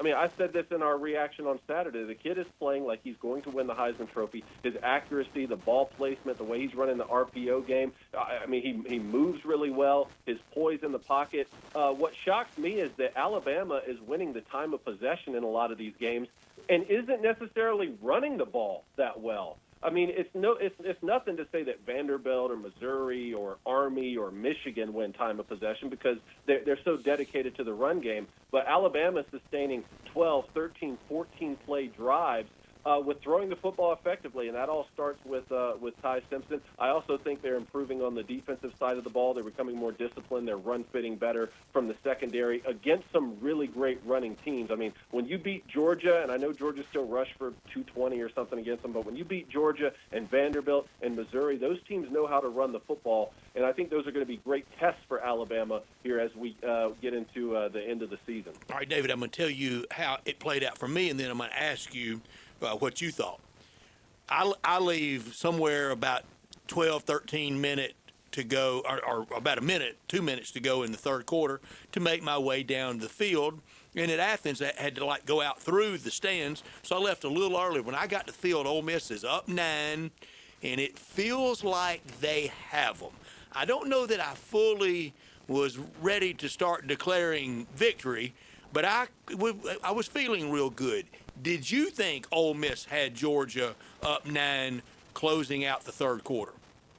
At halftime, no, because, and I've told you guys I think Kirby Smart's the greatest coach in college football, but he for sure is the greatest second-half coach in college football. So at halftime, I didn't think that much about Ole Miss's lead. But to have the hitch route, for Georgia to come out really in cover 0, essentially, against this 5-yard hitch route that Ole Miss runs and takes to the house for a touchdown, that's when I really thought, man, Georgia might be in trouble. And then, 17 points scored in the fourth quarter to put Ole Miss away. Again, Georgia is not elite on the defensive side of the ball like we've seen in years past. I don't think they get after the passer as effectively as they used to, probably because all their pass rushers are Philadelphia Eagles right now at this point. But then again, Ole Miss on offense is elite. So, I mean, it's no surprise that Ole Miss was able to score points. But, Georgia just goes about their business on both sides of the ball. Gunnar Stockton has proven to be a very effective quarterback there. And, it's just the Ole Miss defense for me it continues to be problematic. So while I did think that Ole Miss was sort of getting into a position to put that football game away, second half Kirby Smart strikes again. Mm-hmm. Yeah, he sure did. And, we were talking about it earlier with another guest, and I don't know what to think about the game this week for Ole Miss against Oklahoma. Another road game for them. Oklahoma, they get the win last week, but before that it was the loss against Texas. John Mateer maybe came back a little too early. What are you looking for? What do you expect in this matchup between Ole Miss and Oklahoma? Yeah, those points that you just hit on are why it's one of the most intriguing matchups for me as well. I mean, the Ole Miss on offense, like we just discussed, against this Oklahoma defense, which Brent Venables calls himself, that's must-watch television. That's going to be NFL schemes. You have to watch it. On the other side of that, like I just said, Oklahoma on offense, particularly with, John Mateer, who still hasn't fully recovered from that surgery that he had right there before Red River, against this Ole Miss defense, I'm going to side with Oklahoma's offense in that one, particularly with the way that they were able to finally get a ground game going running the football against South Carolina. So I'm going to take Oklahoma, and you throw in the fact that OU will be at home. I'm going to ride with the Sooners on this one. What's the better job, Florida or Penn State? I would say Florida. I think Penn State was the best job that was open when it came open. But right now, Florida, and look, a large part of that, too, is the fertile recruiting grounds of Florida. Now, you could make the case that, well, you're having to compete with that with not just Florida State and Miami anymore, but national recruiting. You're having to compete with Central Florida and South Florida and all these other schools in Florida. Okay, but that just speaks to how much talent that state has. And not only that, but, being in the SEC as well, I think there's something to that, even though the Big Ten breakdown actually results in more money right this second. They're both great jobs, but I've seen Urban Meyer win multiple national championships at Florida. I was just old enough to remember Steve Spurrier winning a national championship at Florida. I understand what the standard there is. Obviously, all credit to James Franklin and really Bill O'Brien as well at Penn State for being able to, revitalize the culture of that Penn State brand after the fiasco with Jerry Sandusky and Joe Paterno. But I've seen it done at Florida, and I know we're talking about football, but I just saw it done with basketball. I've seen them win other championships in basketball and baseball and all these sports.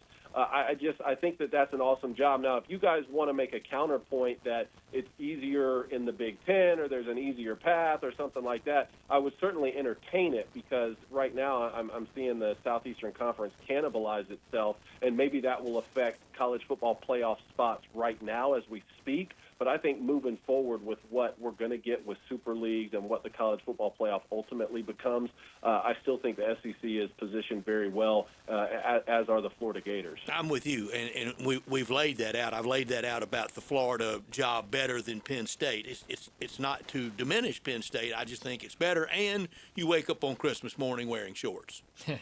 Yeah, now I will counter by saying that I think the Penn State whiteout is the coolest environment that I've ever been a part of. Obviously, LSU at night, that's a whole different beast, and I think Texas A&M, probably a game you're going to get to, you're going to go find that out in Death Valley this weekend. But Penn State at night in the whiteout, it doesn't get much cooler than that. And at some point, to answer your question, we have to split hairs, because let's be honest, I'd seriously consider taking either job right now if they put a contract in front of me, even though I really love what I'm doing and being here with Crane & Company and talking to you guys. But I just say that to say that both are great jobs, but I'd probably side with Florida. Always take warm. Yeah, no, I'm with you on that. Fair enough on that. You mentioned A&M and LSU, this LSU offense. We've talked about it before. They've struggled. A&M on the other side, undefeated, but it's something about Tiger Stadium at night. What do you see in this one? So this is actually the most intriguing matchup of the weekend for me for a few reasons. One, LSU at home. We just talked about it. Best home field advantage in college football and at night, and they already have 2 losses. I think you're going to see a team, or you should see a team, that is playing like they have 2 losses, backs against the wall, no margin for error, etc., versus what I think is the better and more complete football team in Texas A&M. So something has to give. Now, we had a great conversation on Crane & Company today and earlier in the week in our preview, which is the Texas A&M defense against this Ole Miss, or against this LSU offense. Texas A&M on defense has given up, 42 points to Arkansas a week ago, 40 or 41 points to Notre Dame, and both of those instances came on the road. So does Texas A&M have a road problem? Because they're going to be on the road at LSU. But those 2 performances also came against really good offenses. I mean, Arkansas with Bobby Petrino calling plays, that's a really great offense with Taylor Green leading the charge. Notre Dame on offense, one of the best in the country. I mean, LSU on offense is not really good. So that's multiple variables where we're going to get a chance to see it whittled down. Does Texas A&M on defense just have a road problem, or is it just a good offense problem? Because I just don't know if LSU is going to be able to put up the points necessary to win that football game. But then on the flip side of that, their defense is really good going up against the Texas A&M offense, which, I mean, look, Marcel Reed, Casey Concepcion, Mario Craver, Le'Veon Moss, all these playmakers on that side of the ball. It's going to be a fascinating game. Right now, I'm going to take Texas A&M on the road. I like that. You mentioned being up in Nashville. We were talking about LSU. Vanderbilt got the big win over LSU this past weekend. Now they'll host College Game Day as Missouri comes to town, a top 25 matchup Saturday afternoon. This Vanderbilt team 6-1 season. Both these teams 6-1 on the year. Vanderbilt 2.5-point favorite at home in this game. What are you expecting in this big time matchup? Well, I went against Vanderbilt last week when they hosted LSU. I'm still kicking myself for that one because Vandy was the right pick. Both. We just talked about styles making fights with some of these other matchups. It's not always different styles making fights. This is a case where it's similar styles. I mean, these are mirror images of each other in so many respects, not just from brand recognition, but also underdog mentality to also what I think awesome coaches whose names are going to be coming up a lot, but then also the style of offenses that they run. As I sit here right now, I think it whittles down to which quarterback I want to take, and I'm kind of done betting against Diego Pavia, and he's going to be at home. I think I'll take the Vanderbilt Commodores right now. What's wrong with Texas? Yeah, that's a really good question. I think that, a similar answer for what we said with Clemson and Penn State after their fall-offs. Teams with great football players don't always equal great football teams. Right, and certainly certainly Texas has a lot of great players. Clemson has a lot of great players. Penn State has a lot of great players. And if you're going to be one of those three programs right now, you'd rather be Texas. I mean, at least they still have a path to the college football playoff, unlike Penn State completely falling apart and firing their head coach. I just think that that Arch Manning is not quite ready yet to lead Texas to the college football playoff the way that we saw Quinn Ewers do in back-to-back seasons. And I'm not saying that he can't get to that point. I think that he will continue to develop. You will continue to see that Manning DNA progress. But he's just not there right this second, and to no fault of his own, right? And Steve Sarkisian's still a great play caller. They still got a lot of players on defense. I'm still not counting them out to win a lot of football games this season. And let's also remember, because we're coming off the heels of that overtime game against Kentucky, Texas is going to get everyone's best shot. That's another factor here to consider. Everyone wants to beat Texas, especially when they can smell blood in the water. So I don't think they're a college football playoff team this season, which is a little bit surprising with the talent that they brought in. But Steve Sarkisian isn't going anywhere, and I don't think this new resurgence of the Texas Longhorns is going anywhere anytime soon. He's not going anywhere, and I'm not suggesting that. But since Mack Brown, we've kind of tried it all with Texas head football coach, haven't we? Yeah, well, yeah. I mean, they've had a revolving door over there. But just keep in mind, Steve Sarkisian only coaching college football to make the college football playoff in the last two seasons. It doesn't look like they're headed for that. But again, look, hey, would it surprise anyone truly? Surprise, maybe not the right word. Would it truly shock you if Texas is able to reel off, keeping their schedule in mind? That's a big part of this, is their schedule. Not nearly as difficult as, say, Oklahoma down the stretch or even Vanderbilt down the stretch. Would it shock you if Texas is able to reel off some wins here and they're staring 9-2 right in the face as they host Texas A&M for once again a winner-take-all to the SEC championship game? A little bit more surprising than last year, perhaps, but again, nothing would surprise me or nothing would shock me when you're talking about that level of talent they have. David, respectfully, I think it would shock me because in the preseason, summertime W's and L's, I had Texas losing 2 of these last 5 games, losing at Athens and in Austin to A&M. I know it's the Super Bowl for the Razorbacks. Whenever they play Texas, it will be in Austin. I mentioned the game in Athens. Next week, Vandy. I mean, just the budget stylistic opposites of all time, Vandy and Texas. And even this Saturday at Davis Wade Stadium at Scott Field, I think Texas, they have their hands full against State. Yeah, no doubt. They have an uphill battle ahead of them, but I kind of feel – and look, I don't think they're going to make the college football playoff. We put our prediction episode out yesterday on Crane and Company. Please go check that out. But again, it's eerily similar to the conversation we had about Notre Dame after they dropped those first 2 to Miami and Texas A&M, and we looked down and said, well, if they go 10-2, are they still in the college football playoff? And then now look at them, still rolling, big win over USC. And we could see a scenario where a 10-2 Notre Dame is in the college football playoff despite losing to the 2 best teams that they played and not having to play in a conference championship game. So it's just kind of a similar scenario there if Texas is able to reel off some wins. But look, they just need to take it 1 week at a time right now. I mean, that's all you can do as you're trying to get your footing under you. Mm-hmm. David, UCLA, after firing their head coach, they have rattled off 3 wins, 3 straight wins, including wins over Penn State and at Michigan State. How does a team that got beat by 25 points at home against New Mexico do this type of turnaround? And what do you think? I was watching, I don't remember if it was over the weekend or if it was earlier this week, but I saw a show and they were doing a segment, it was a college football show, they were doing a segment of interim head coaches that have the best chance to become the permanent head coach. 2 or 3 of the guys had Tim Skipper as their choice. What do you think of the job that Tim Skipper has done at UCLA? Well, I think it speaks for itself, and I'm usually not a fan of firing coaches in the middle of the season because just keep in mind, guys, we're talking about college football where some of these guys, these seniors, are playing football for the last time. What sort of message are you sending when you fire their head coach right in the middle of the year, it can be fine if you're having backroom deals to, go ahead and move forward and hire a guy right when the season's done or something like that. Obviously, everything has changed now with the transfer portal windows and NIL, where you really have to kind of get a jump and be first to market on some of these coaches who become available, so I understand it from that sense. But here's another aspect where I'm starting to understand moving on from coaches in the middle of the season. Sometimes they're actually the problem. I mean, in every instance where you fire a head coach in the middle of the year, you don't automatically get better, right? You can't just, change personnel.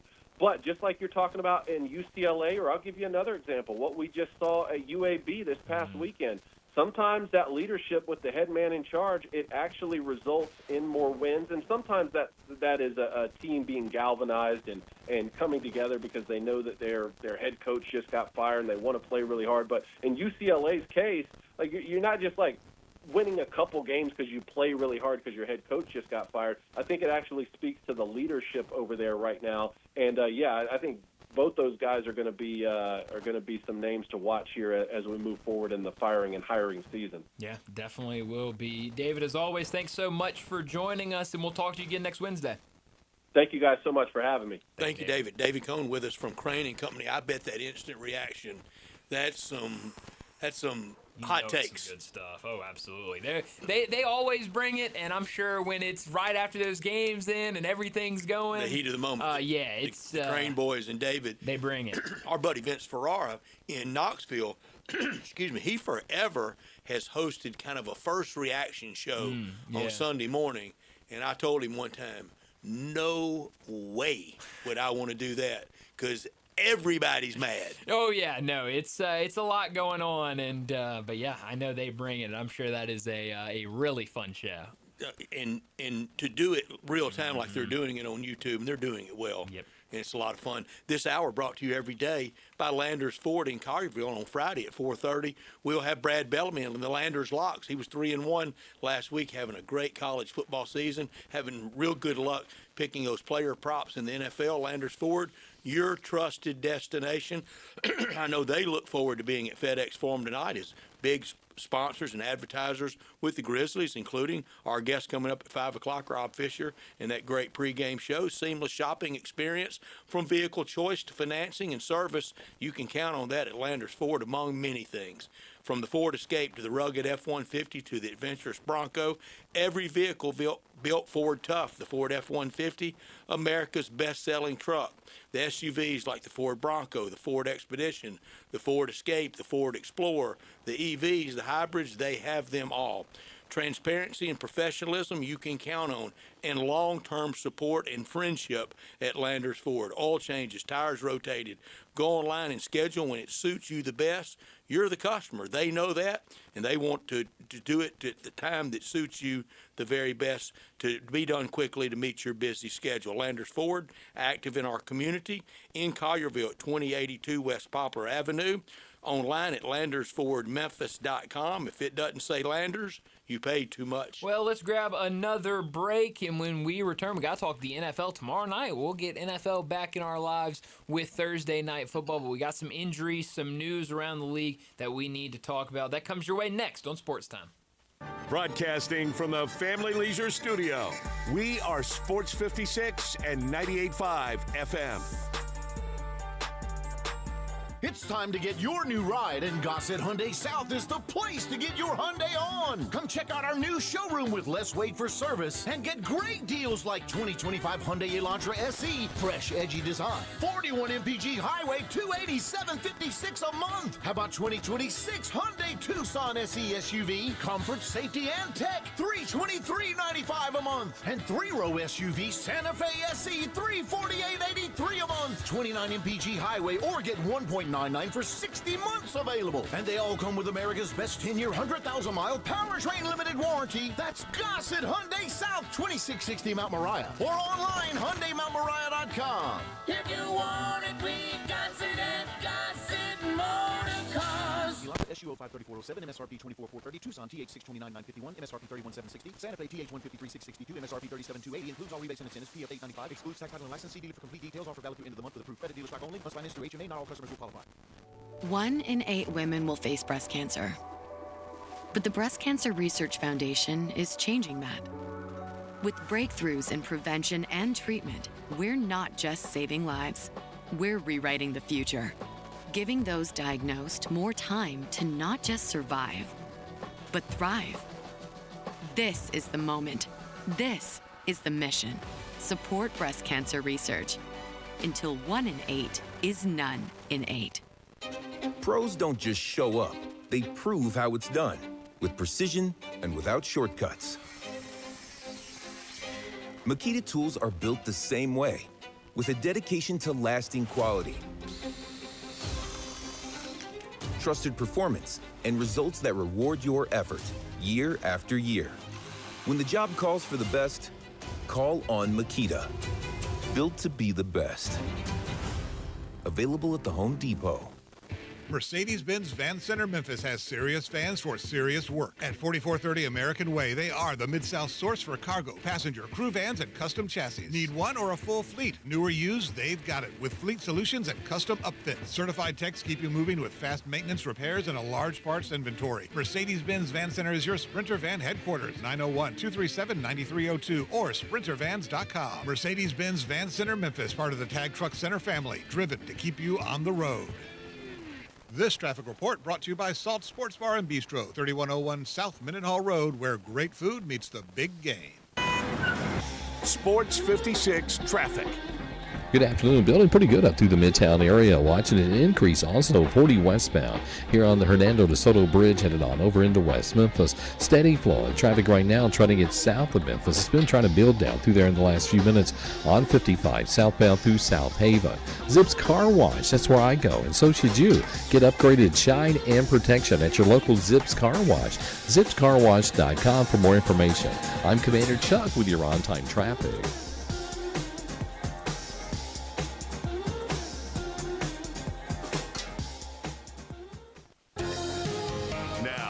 Sports Time on Sports 56 and 98.5 FM. This hour brought to you by Landers Ford in Collierville. Here once again are Brett Norsworthy and Bryant Dacus. And she says, I wish that I could be like the cool kids, 'cause all the cool kids, they seem to fit in. I wish that I could. Well, the NFL returns tomorrow, and Brett, for as much as I don't like waking up early in the morning, I am going to miss the Sunday morning NFL game this week. I kind of am too.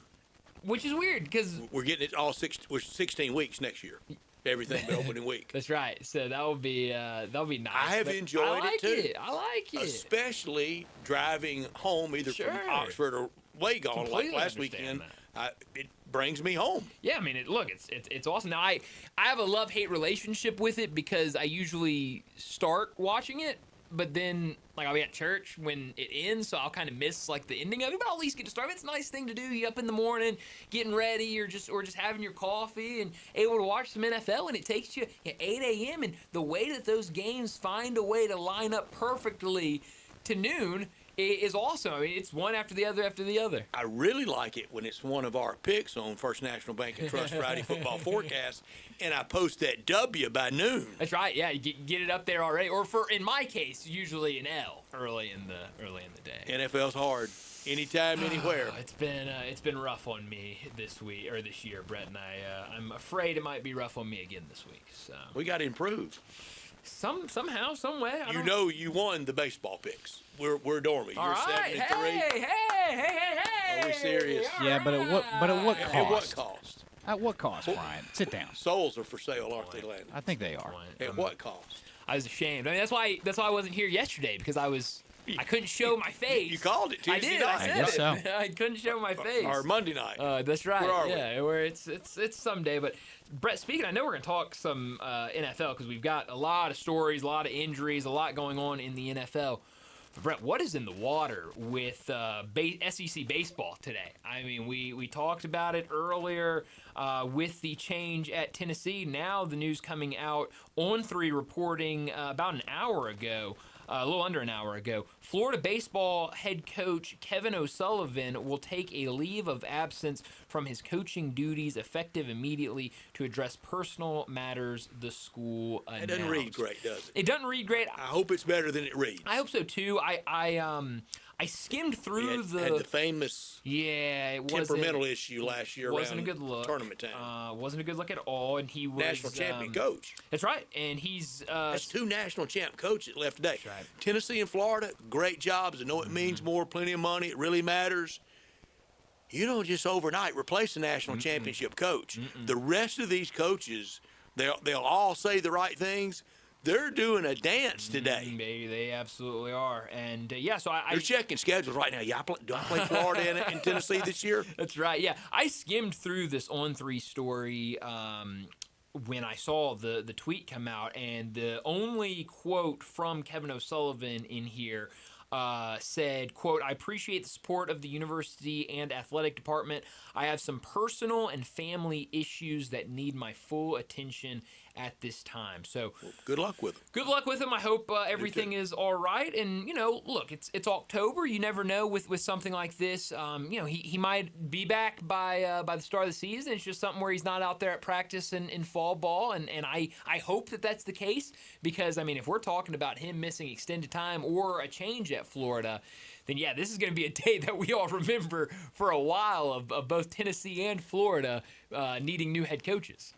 I still think Tony Vitello to hometown Cardinals would have worked. Yeah, no, I think it would have worked very well. But we'll see what he does. 40th manager all time for the Giants. The Giants are one of those like the Cardinals.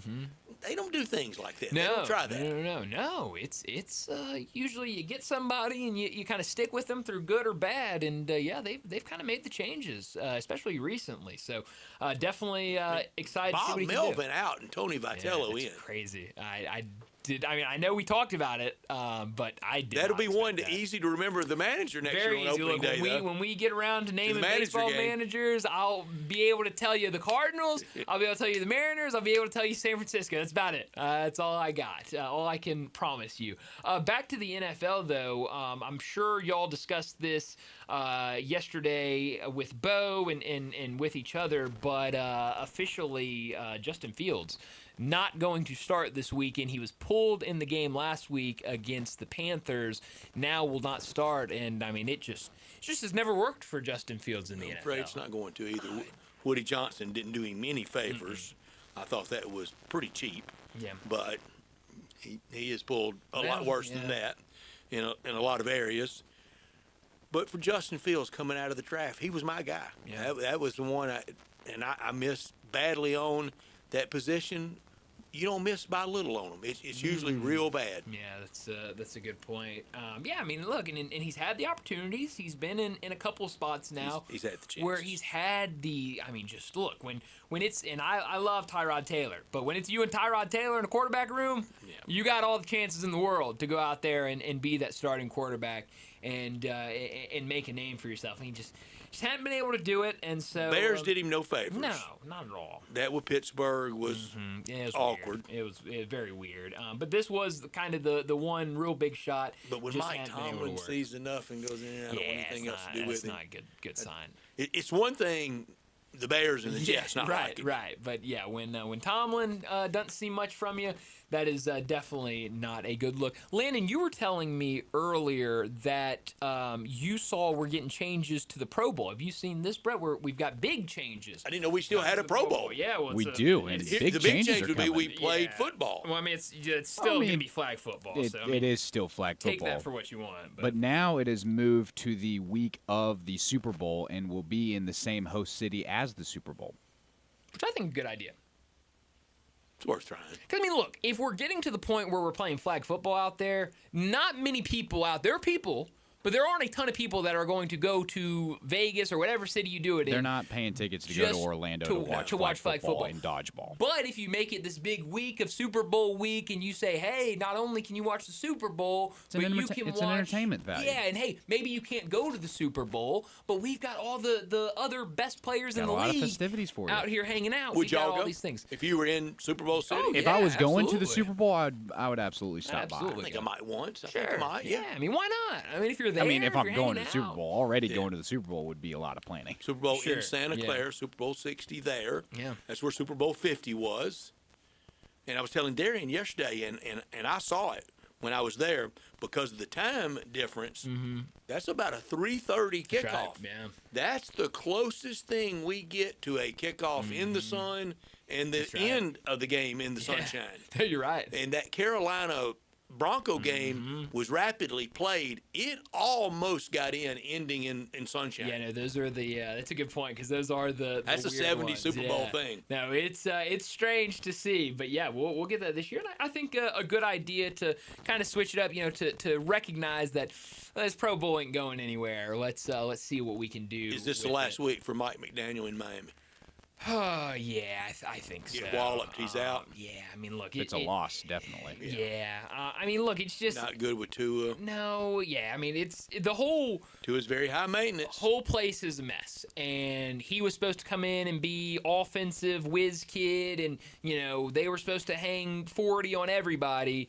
And not only are they getting 40 hung on them, but they're not able to score double digits against the Browns. And so, yeah, I think it could be coming to an end. And I really don't know where this Miami team goes from here. Anybody else? This could be the last weekend in the NFL.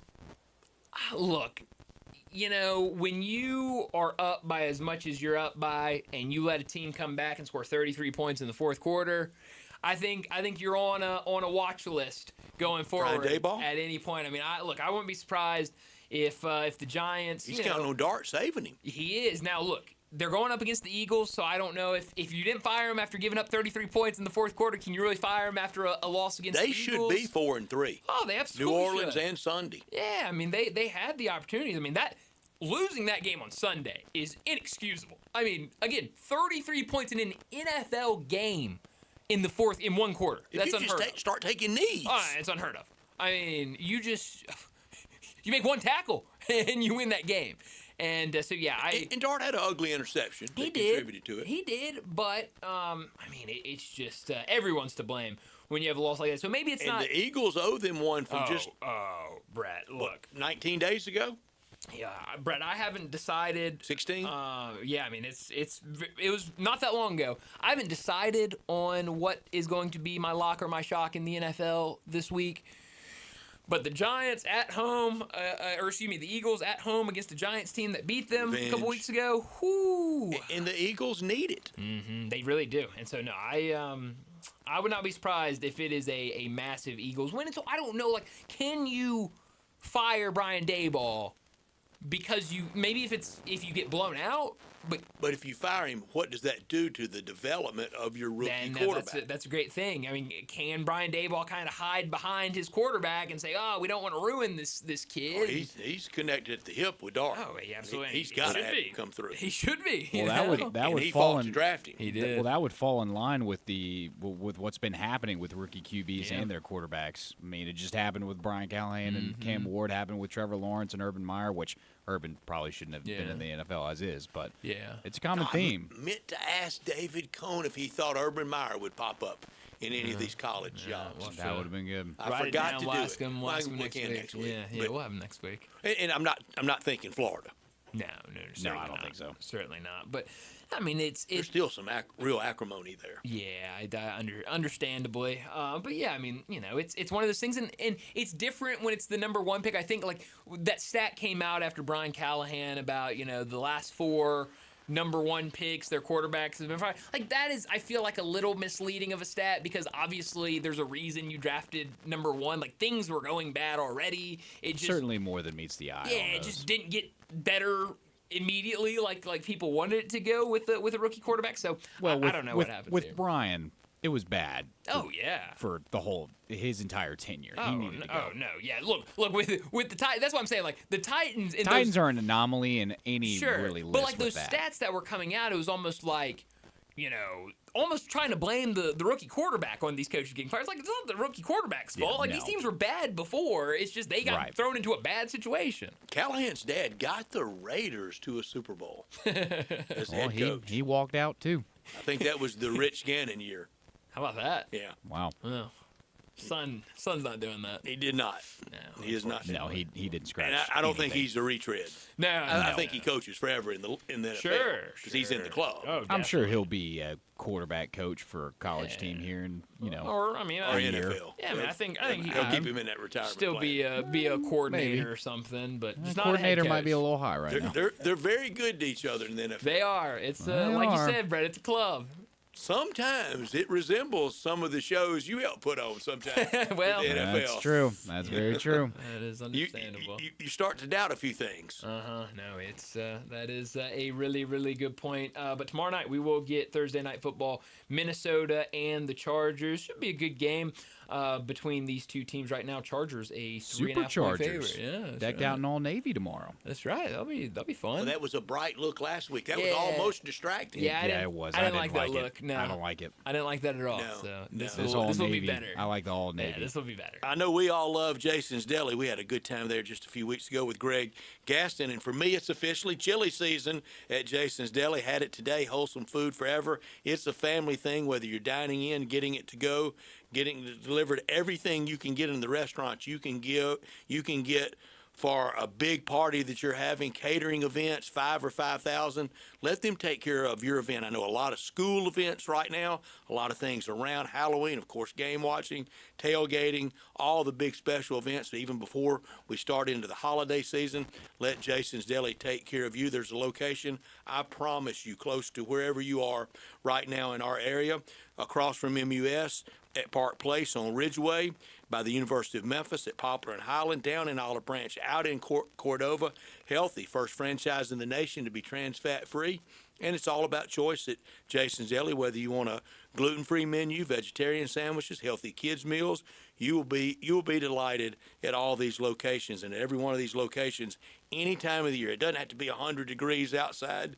The complimentary free ice cream inside, and inside that great salad bar with over 30 items to choose from for you to prepare it however you would like. Plenty of organic food to choose from, all the soups, all the salads, and again, everything on the menu at the locations, at the restaurants you can get for any catering event. Check them out online as well at jasonsdeli.com. Well, let's get to another break, and when we return, it'll be time for Big Number of the Day. Join the voice of the Tigers, Dave Woloshin, for Wolo and Friends. Weekday mornings from 10 to 11, here on Sports 56 and 98.5 FM.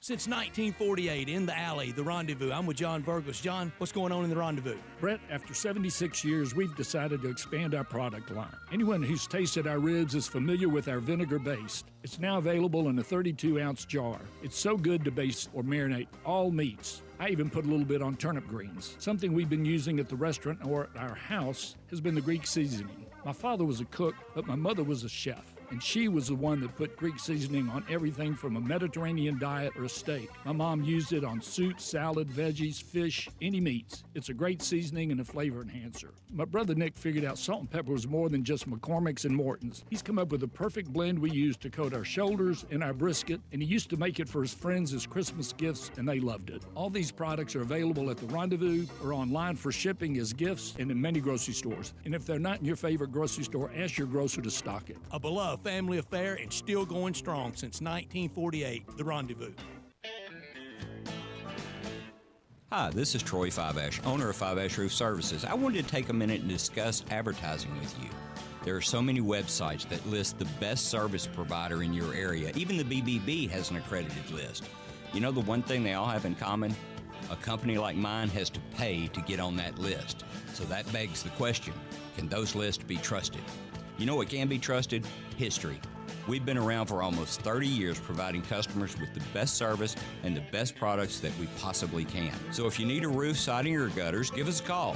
We'll come talk to you and let you decide for yourself whether or not we know what we're talking about. Fiveash Roof Services. Best products, best warranties, and in many cases, the best price. We're fair, honest, and ethical. 367-0050 or memphisroofer.com. 367-0050 or memphisroofer.com. Fiveash Roofing, it's what we do. We're here for you. Rick's Powder Coating for a beautiful finish every time. Rick's Powder Coating specializes in automotive, ornamental, residential, and industrial coating. With 2 conveyor lines and the largest batch ovens in the Mid-South, Rick's can accommodate all of your powder coating needs. Locally owned and operated since 2002, Rick's Powder Coating will customize a beautiful finish just for you. Drop by or call to see how Rick's Powder Coating can bring color to your life. 901-367-2771 or rickspowdercoating.com. Get ready, Tiger Nation. Your Memphis Tiger football team is back at home Saturday, October 25th at 11 o'clock to take on the South Florida Bulls. It's homecoming and parent and family weekend, a week full of tradition, pride, and Tiger spirit. Be one of the first 5,000 fans to the gate and score a Memphis football jersey koozie. Let's pack the stands and roar for Memphis. For tickets and info, visit gotigersgo.com/tickets. Drivers who switch and save with Progressive could save hundreds. With that kind of money, you could go big time. The next time you're out to dinner with friends, you can order the shrimp cocktail for the table. And maybe you'll realize it only comes with 4 shrimp after you've already given away 3, but that one shrimp will be so good. And if you switch and save hundreds, you can get shrimp all the time. Switch to Progressive and you could save big time for shrimp. Progressive Casualty Insurance Company and affiliates, not available in all states. Potential savings will vary. Now back to Sports Time on Sports 56 and 98.5 FM. This hour brought to you by Landers Ford in Collierville. Here once again are Brett Norsworthy and Bryant Dacus.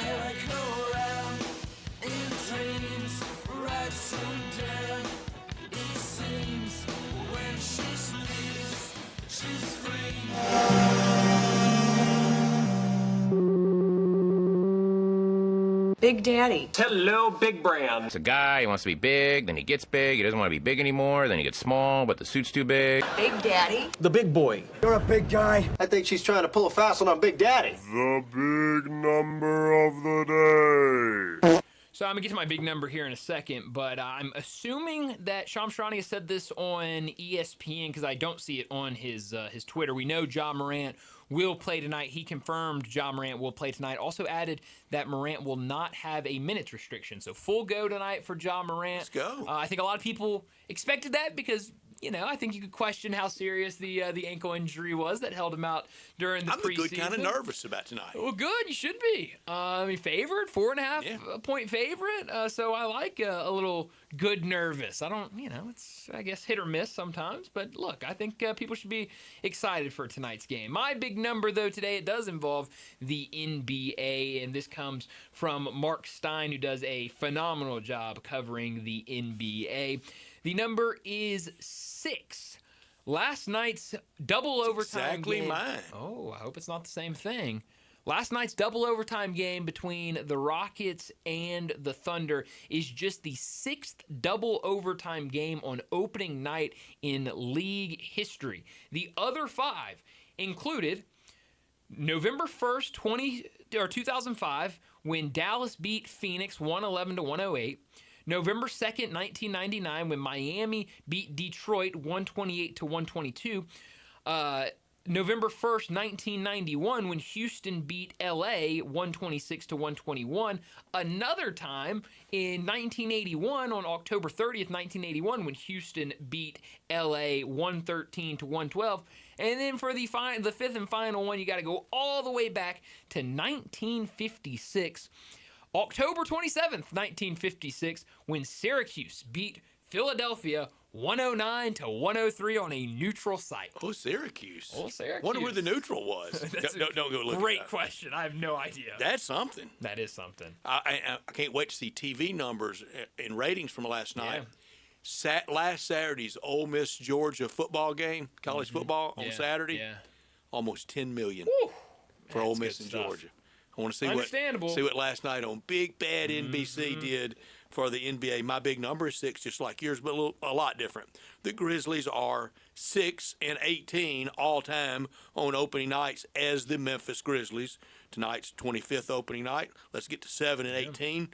They are 5-12 at home, and they're 5-9 at FedEx Forum. Wow, interesting. Okay, so let's improve that. Let's get a win tonight. I'd love it. Look, Brett, I have a good feeling about tonight. I know. With the win, be 28% all time on opening night. Well, you know, it's better than what it is right now, I guess. Got to go up. Yeah, it can only go up from here, and we'll see if it goes up. I think, like I said, I got a good feeling. What did I say? 4.5-point favorite tonight, right now, against New Orleans. So backup point guard is going to be an issue. Yeah, and we'll see Javon Small. It sounds like he's gonna get a the crash course of regular season NBA. You're going to see some Conjart. Oh yeah, no, you're going to see a little bit. Jalen Wells. They've been trying to run him as a primary ball handler a little bit. So you're going to see a little bit of everything tonight. I think with that backup point guard role. No, not ideal. But I do think it's good. Like I said, I think we kind of all assumed that Ja Morant would be full go tonight, but it's good that he's not on a minutes restriction because you're going to need a lot of him tonight. Look, I think Javon Small's a fine player. I hope he turns into a really good player. I know a lot of people have been talking about the success that the Grizzlies have had with second-round picks, but I don't expect much from any draft pick on the first night of their first game in the NBA. So biggest ovations will be for John. Oh, yeah. No, it absolutely will. It should be. And so it's going to be a really fun night. Well, we're about to get to another break. We're going to talk to Rob Fisher. I know he is tight on time, so we'll try to get on a little early with him to talk everything going on tonight with the Grizzlies and the Pelicans. But before we get to this break, let me remind you, it's a perfect time to head down to Olive Branch and check out Frontier Western Store. Family owned and operated since 1967, Frontier Western is your one-stop shop for all the biggest brands in Western wear. They're the one-stop shop for Carhartt in the Mid-South, and they've also got you covered with plenty of other brands when it comes to shirts, shorts, jeans, outerwear, whatever you're looking for. I know winter's right around the corner. We've had some cold mornings, some chilly days the last couple of days. Maybe you need that jacket or long sleeve shirt or even jeans. Frontier Western, it's the place you got to go. For those jeans, they've got you covered with all the biggest brands, from Ariat all the way down to Wrangler, and you'll love how easy it is to find the perfect size and style for you. While you're there, check out Frontier's world-famous boot showroom. Whether it's work boots or dress boots, Frontier has you covered for the entire family with plenty of in-stock proven classics like Ariat, Dan Post, and Durango, and that's just to name a few of the many different types of boots and different styles of boots that they have in stock. Frontier's pricing, it's lower than online and chain stores, so you know you'll be getting the best deals. Head down to 5880 Goodman Road in Olive Branch and check out the entire selection. Open Monday through Saturday, 9 a.m. to 7 p.m., and Sundays, 1 p.m. to 6 p.m. for Frontier Western Store. Well, let's wrap up this hour and get to another break, and when we return, we're talking the Grizzlies with Rob Fisher.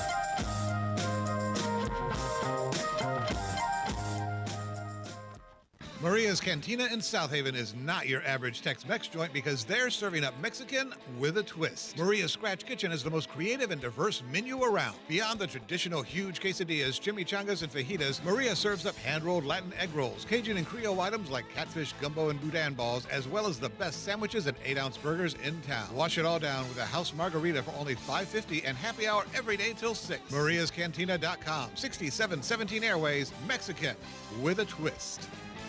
NST's been taking down insurance giants for over 35 years. Big firm power with hometown heart? Yeah, they don't play. It's that combination that has helped them win billions for their clients. NST is the way to go. Call 683-7000.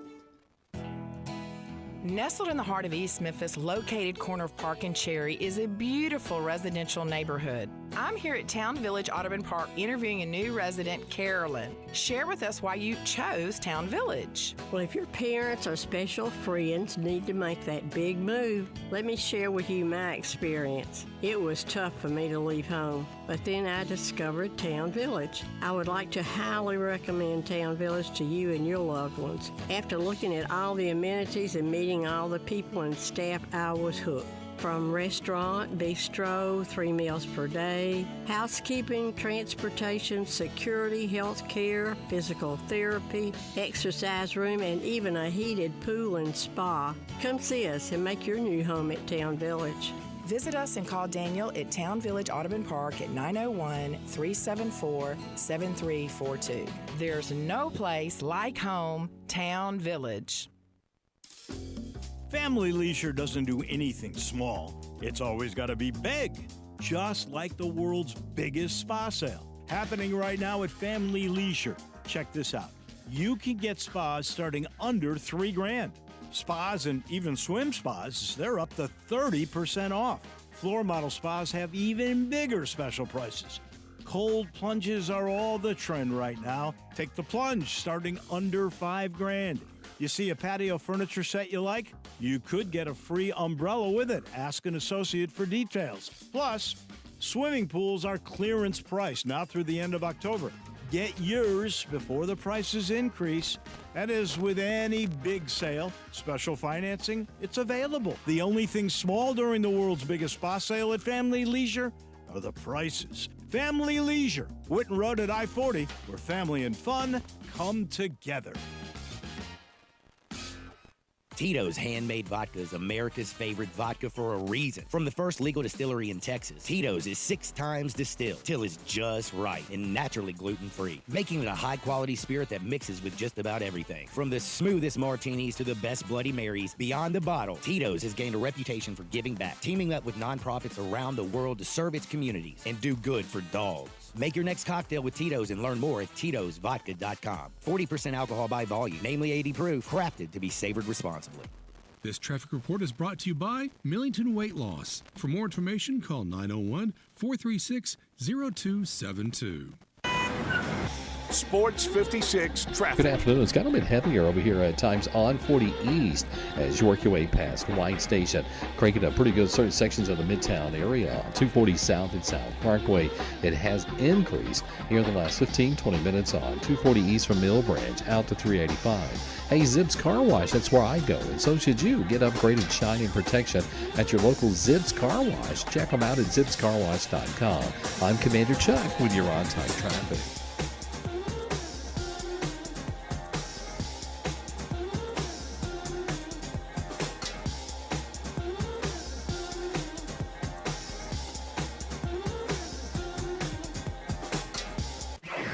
Sports 56, WHBQ Memphis, and W253DF Memphis with Dave Woloshin, weekday mornings from 10 to 11.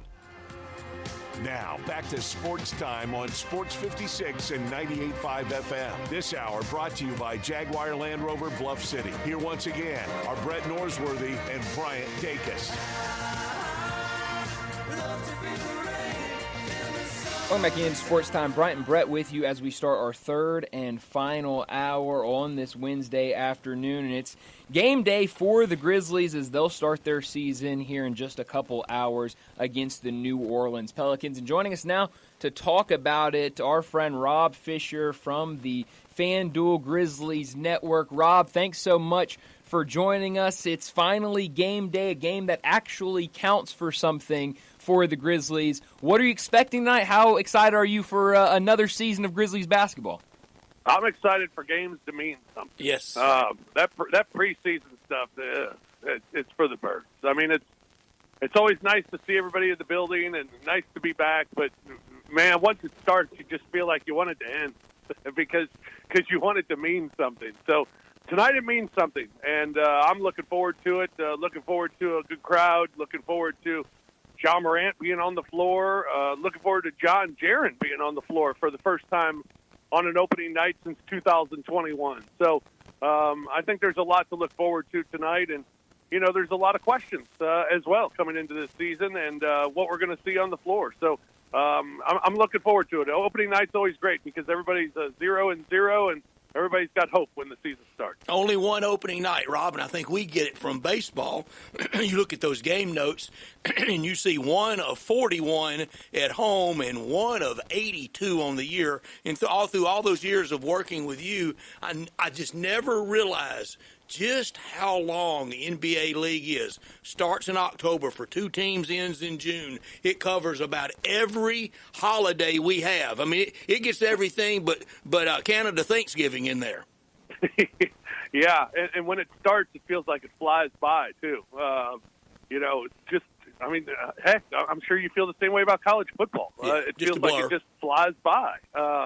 And once college football starts, I know that basketball's around the corner, and then once basketball starts, it seems to fly by, and it will. And so you want to enjoy these moments. Opening night, you want to enjoy, and it's always a special night. As you said, there's just one opening night, and when it comes, you want to enjoy it. You want to welcome back the team, and it, like I said, it gives you hope. It gives you hope. It gives you excitement, and it's something to look forward to the rest of the year, and almost quite literally the rest of the year. It's the adult equivalent of first day of high school your senior year, isn't it? Yeah, it really is, and you hear that a lot from the players. When they talk about opening night, it's that first day back and seeing everybody, and just getting after it again, and the excitement of getting after it again, and the excitement of the competition, and there's just a lot of excitement that goes into that first night. Shocking how fast it goes by. 25 years. I talked about it in our top story way back at 3:00. And Rob, it seems like yesterday, and remember how they branded it the 10th year, and they branded it 10 years in the making. Boy, that 15 went by really quick, didn't it? Yeah, it did. And here we are at 25. I mean, it's pretty amazing. But every time you think about that, you think about, we've talked about it before. You think about the fans that were kids when this started, or heck, even not even born yet. Like Bryant. That's right. Yeah, who are now fans of the team. It's all they know. Yeah, and it's, because when it first started, and it was like, there's a picture at FedEx Forum that I always walk by our offices that always strikes me. It's that first game at the Pyramid, and you look in the crowd, and it's like nobody's wearing the same color. Nobody's wearing jerseys. Everybody's just wearing a coat, and it's all in different color coats. But now you look in the arena, and it's everybody wearing a jersey or everyone wearing blue, and it was like it took getting used to. It was 10 years in the making at the 10-year anniversary, and now when you look at 25 years, it's a whole generation of people who have been born and have been grown into this is my team and this is my only team, and it's pretty amazing to think. For a long time, I would say the greatest night in this franchise history was November 1, 2001's against the Detroit Pistons at the Pyramid. And I moved on from that with playoff highlights, heartbreak, the triple overtime, all that. I've moved away from that. That's no longer, to me, the number one night in the franchise history, but for a long time it was. And that night, you're so right about all the kind of just all the fabric of different colors. We the old saying, act like you've been there. We had no idea to act. We'd never been Major League. That's exactly right. And we didn't know. You didn't know the colors were black and red and teal and white. And you didn't know if, were we going to change our uniforms? What was the deal? And were Grizzlies in Memphis? That doesn't make sense. I had football gear with Grizzlies on it from the World Football League. Yeah, so it was such an unknown, and but now it's now it's part of our fabric of our city. It really is, Rob. It's a mainstay, a cornerstone, and I tell everybody that wants to get all worked up about the future and the negotiations, the Grizzlies are fine. They're not going anywhere.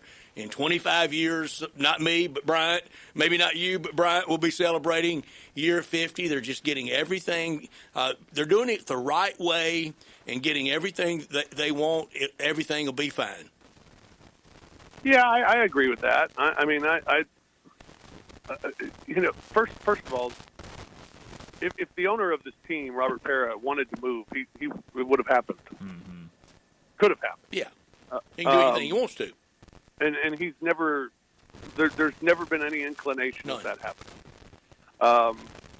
Second, with still having a great arena, that's always the biggest part of teams moving, and we haven't gotten to that point yet of an arena problem. So I'm not concerned about it. I'm not worried about it. And I think those I think for the most part, those days are over of wondering every year, when's the team going to leave? That was a big problem for a while of people wondering when they were going to leave. And I think that goes back to what you were talking about a minute ago. We hadn't been there before, and we just thought you can get up and go. That's not the case. The league is not in the business of franchises just moving, right. and I don't think that's happening anytime soon. Absolutely not. We know John Morant didn't play in the preseason, but it sounds like he'll be out there tonight for the Grizzlies. What do you expect from him after not playing in the preseason? It feels like we'll get one of the very rare Ja versus Zion matchups that we all thought would be kind of every time occurrence when they got drafted 1 and 2. That'll be a fun matchup to watch play out tonight. Yeah, only the 9th time that these two have faced each other in their NBA career since being drafted in 2019. So, and this is a team you play 4 times every year. So that's quite a low number. But looking forward to it because Zion's such a special player when he's healthy and playing. He's something else to watch. And then we all know what Ja can do. And I expect big things from Ja. I mean, Ja's had, on opening night games since his rookie year, Ja Morant has had 3 games where he scored 34 or more points. He's had 1 where he scored 44 points. In fact, the 5 most leading scorers in NBA history on opening night are Michael Jordan, Ja Morant, Wilt Chamberlain, Dominique Wilkins, and Jerry West. Wow. Whoa. How about that for a list? Man, you are ready for tonight. Yeah, so Ja's on that list. I mean, he's one of only 2 to be averaging over 30 points a game, or I guess one of 3 to be averaging 30 points a game. Michael Jordan is at the top of that list, averaging over 30 points a game. Ja and Wilt Chamberlain averaging 30.2 on opening night. So Ja's put on a show on opening night. So I expect Ja to put on a show on opening night. Just having all the injury problems the Grizzlies have had and gone through this summer, just having Ja and Jaren on the floor, amen, makes it a little better. It does, and a little more pep in everyone's collective step. You are ready. So you did more this summer in preparation than just working on your on the perfect tan and on the perfect beard length, huh? Well, I tried on those are important things. Yeah, you got to have it all just right. Rob Fisher with us, and we're so glad and honored to have him on opening night. We're all so excited. Really, less than 2 hours, the ball will go in the air. But it's more than just opening night. It's the first part of a very difficult schedule with the back end of the roster and the bench really thin. Yeah, and that's going to be the big thing to watch for tonight. I think, you know who your starting 5 are. Ja and Jaren and Jock Landale and KCP and Jalen Wells. If you'd ask me who's your second 5, I'd say Santi, and I might stop there. I don't know. I guess Javon Small is probably a good bet. And kind of how the game's going. Yeah, but so Javon Small and Santi. But the problem is in the preseason, nobody else grabbed a spot. Cam Spencer didn't grab a spot. G.G. Jackson didn't grab a spot. Vince Williams, who's going to be out tonight, he didn't grab a spot. Nobody grabbed the spot, and you thought, there's your guy. There's the guy you can count on going into opening night who's going to come off the bench and he's going to give you production. Cedric Howard didn't grab a spot. So I don't know. I think it's going to be a mix and match, try to see what's working and go from there. And if it's not working, run another guy out there. That's what I expect. I think you'll see a lot of Jaren and mixing and matching Jaren and Santi and Landale and those 3 trying to keep 2 of the 3 on the floor at all times. If you possibly can do that up front. And then your wings, you got a rotation, but, you got so many guys in that second unit that, who's going to be the guy that gets the first opportunity? Is it Omax? Is Omax going to get some run? I don't know. He may have been the guy that maybe grabbed the most opportunity during the preseason as far as earning some playing time. So I don't know. That definitely is the biggest question. We saw it in the opening preseason game against Detroit where the Grizzlies starters came out, played really well, then the bench came in, and it was a disaster. And hopefully that's not the case here tonight and going forward because somebody's got to take those spots and somebody's got to be able to withstand that second unit and hold on to leads or extend leads. And who are those guys going to be? I don't know. I don't know. I can give you a handful of names, but I don't know which one's going to be first, and I don't know which one's going to be last. But hopefully somebody can take the opportunity and run with it. Robin, one thing that you taught me, and several, you and Ron Tillery, Hank McDowell, Sean Toohey, Chris Wallace really drove home to me. You have your stars, and then every team, they have their satellite players. And those satellite players have to come through for you. Who among the satellite players do you think the fans will fall in love with? Because there's always one that we really get attached to. I think the fans want to fall in love with Cedric Coward. Yeah. Want to. But, as we talked about last week, I don't know. I don't know if he's ready just yet. Yeah, you got to produce to fall in love. Yeah. So he's, but if he can come in and he can produce and be a guy, I think people would fall in love with him because he's got such high upside. I don't know. I don't know right now. Who does it need to be? Well, I first think round draft pick. I think you'd like it to be Gigi. Yeah. Oh yeah. But we'll see. I mean, Gigi hasn't grabbed that opportunity yet. We fell in love 2 years ago, and we fell just into like last year. Right, exactly.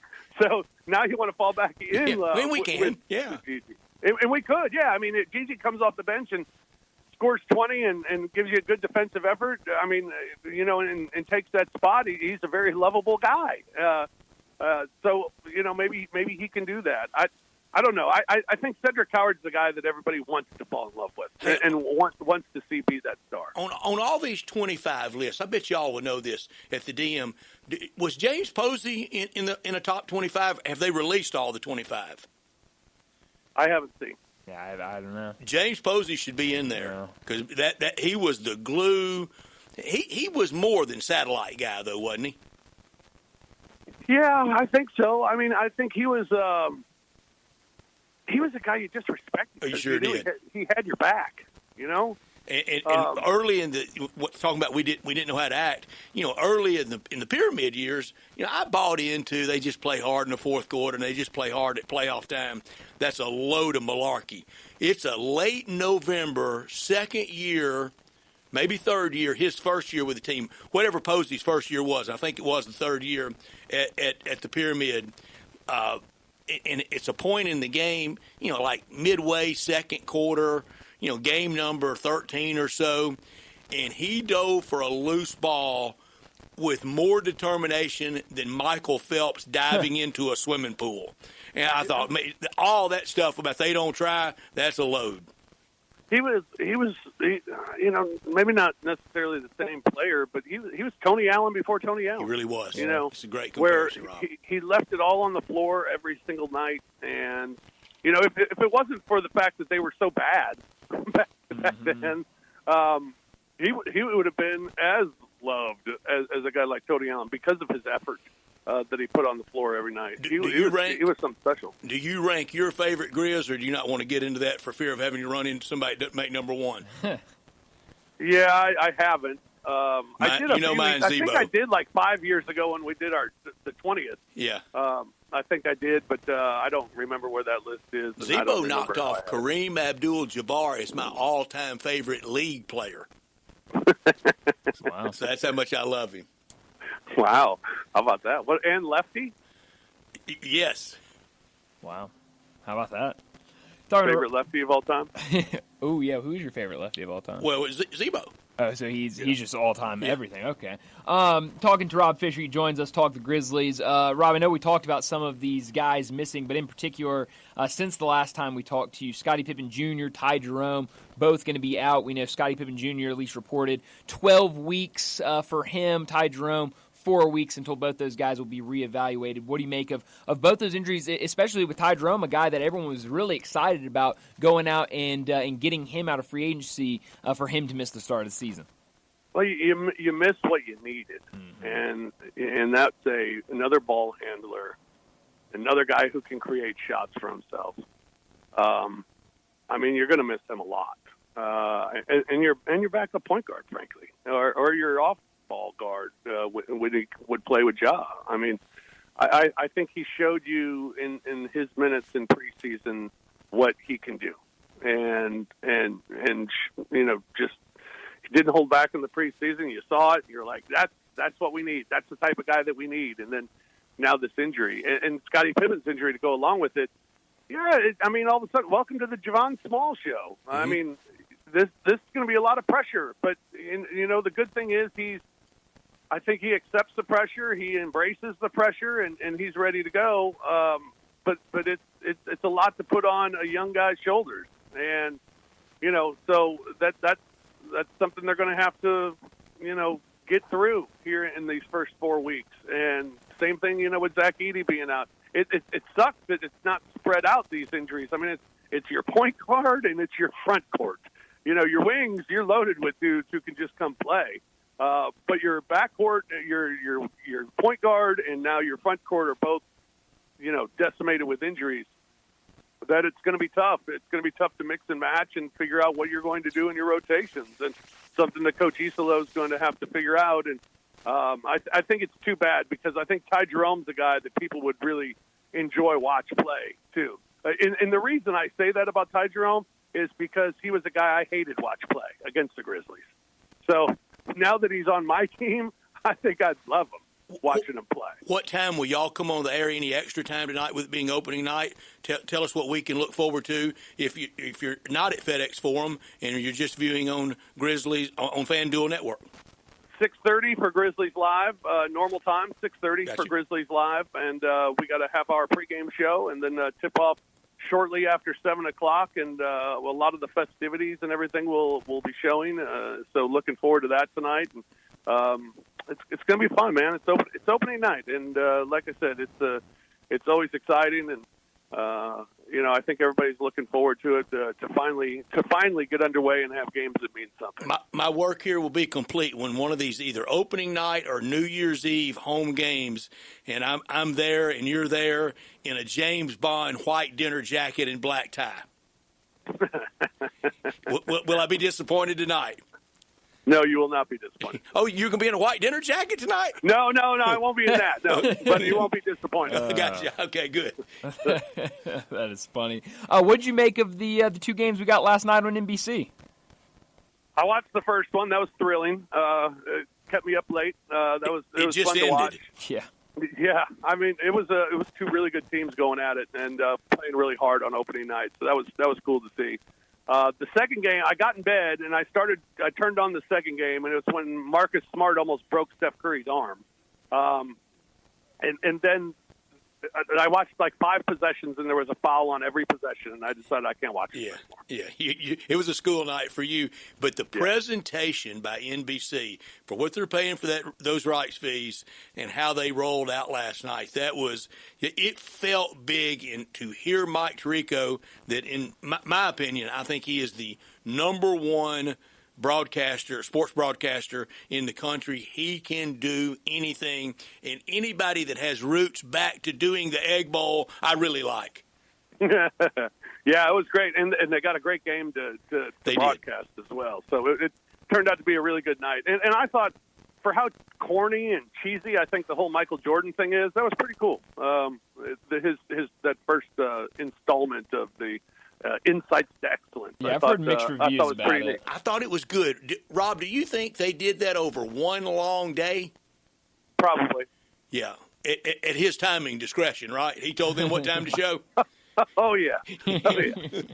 And what time to get out. Yeah. That's right. That is exactly right. Well, Rob, it's going to be a lot of fun tonight. Game 1. We're going to enjoy watching you. Happy for you, Rob. Yeah. Happy for you. Very happy. We'll do it again soon. All right. Thanks, fellas. Anytime. You guys. Thanks, Rob.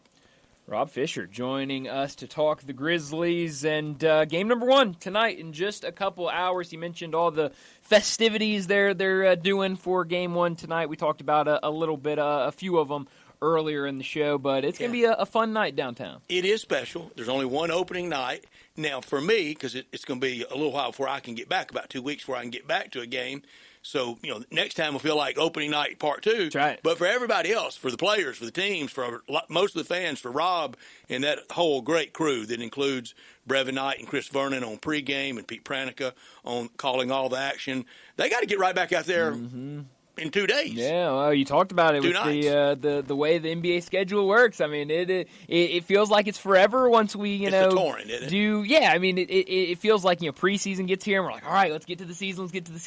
Then we get here and it's off to the races. It's like Usain Bolt. We're just sprinting through the season. It's so many games we can't even think about doing Grizzlies bankroll, can we? No. Definitely cannot do Grizzlies bankroll. And I know the bookkeeper doesn't want to. Certainly not. No, I think we're good where we're at with. Got enough bankroll. Yeah, we're good with the as long as we got Tiger bankroll going. I think we're all right. But it will be fun downtown just in a little bit. Everybody leave a little bit early, get to your seat, and enjoy. I know the security always ever present, just for everybody to be safe. Yeah, no, it's going to be a lot of fun. Like you said, get there early, and they've got a bunch of pregame festivities. I know they got a big halftime act, and so it's going to be a lot of fun later tonight to see how it goes, and we'll see if the Grizzlies can get a win. I mean, New Orleans can't go 82-0 unless you start 1-0. That's right. Hey, I'm just glad to see hopefully, fingers crossed, Zion and John Morant tonight. That was a good number. That was a really good number. I did not realize it had been that few. Rob is ready, times. and he always is. I knew he would be. Of course, he's got a. Hey, what do they say? You stay ready so you don't have to get ready. That's it. It's one of those things. So that will be labor of love. They put a lot of work in it. They absolutely do, and it's going to be a lot of fun later tonight. Well, before we get to a break, let me remind you about our 5 o'clock sponsor. It's Jaguar Land Rover Bluff City. Jaguar Bluff City has been the premier Jaguar dealership for the greater Memphis area since 1984, and their talented team is ready to help you find your next perfect vehicle at unbeatable rates. Swing by Jaguar Land Rover Bluff City today and check out the 2025 models like the 2025 Range Rover Sport, the 2025 Range Rover Velar, and the 2025 Defender. Test drive the Range Rover Sport, where luxury meets performance. It's a perfect mix of style, performance, and versatility, with options ranging from 360 horsepower up to 635. It's also available as a plug-in hybrid electric vehicle with $7,500 federal tax credit when leased with approved credit. Take a look at the Range Rover Velar, powered by mild hybrid technology and enhanced with the latest well-being features and fully connected entertainment system. The Range Rover Velar is the ultimate luxury compact crossover. Purchase yours today and get special 4.4% for 72 months financing available with approved credit. Don't forget about the Defender, available in multiple models to fit your needs. The Defender is built for the modern explorer, and Jaguar Bluff City is offering special interest rates for 60 and 72 months on various models. Give them a call, 877-259-6169. Go online to JaguarBluffCity.com. But head out there, test drive these vehicles. 6335 Wheel Cove, just off of Quince, for Bluff City Jaguar. Well, let's get to another break, and when we return, we'll talk more NBA. We'll get to some more NBA picks. That's next on Sports Time. You have opinions? I think it's over. Of course you do. I don't think it's that simple. Everyone does. I got all the answers. Hit us up on the Sissy's Log Cabin listener line at 360-8255.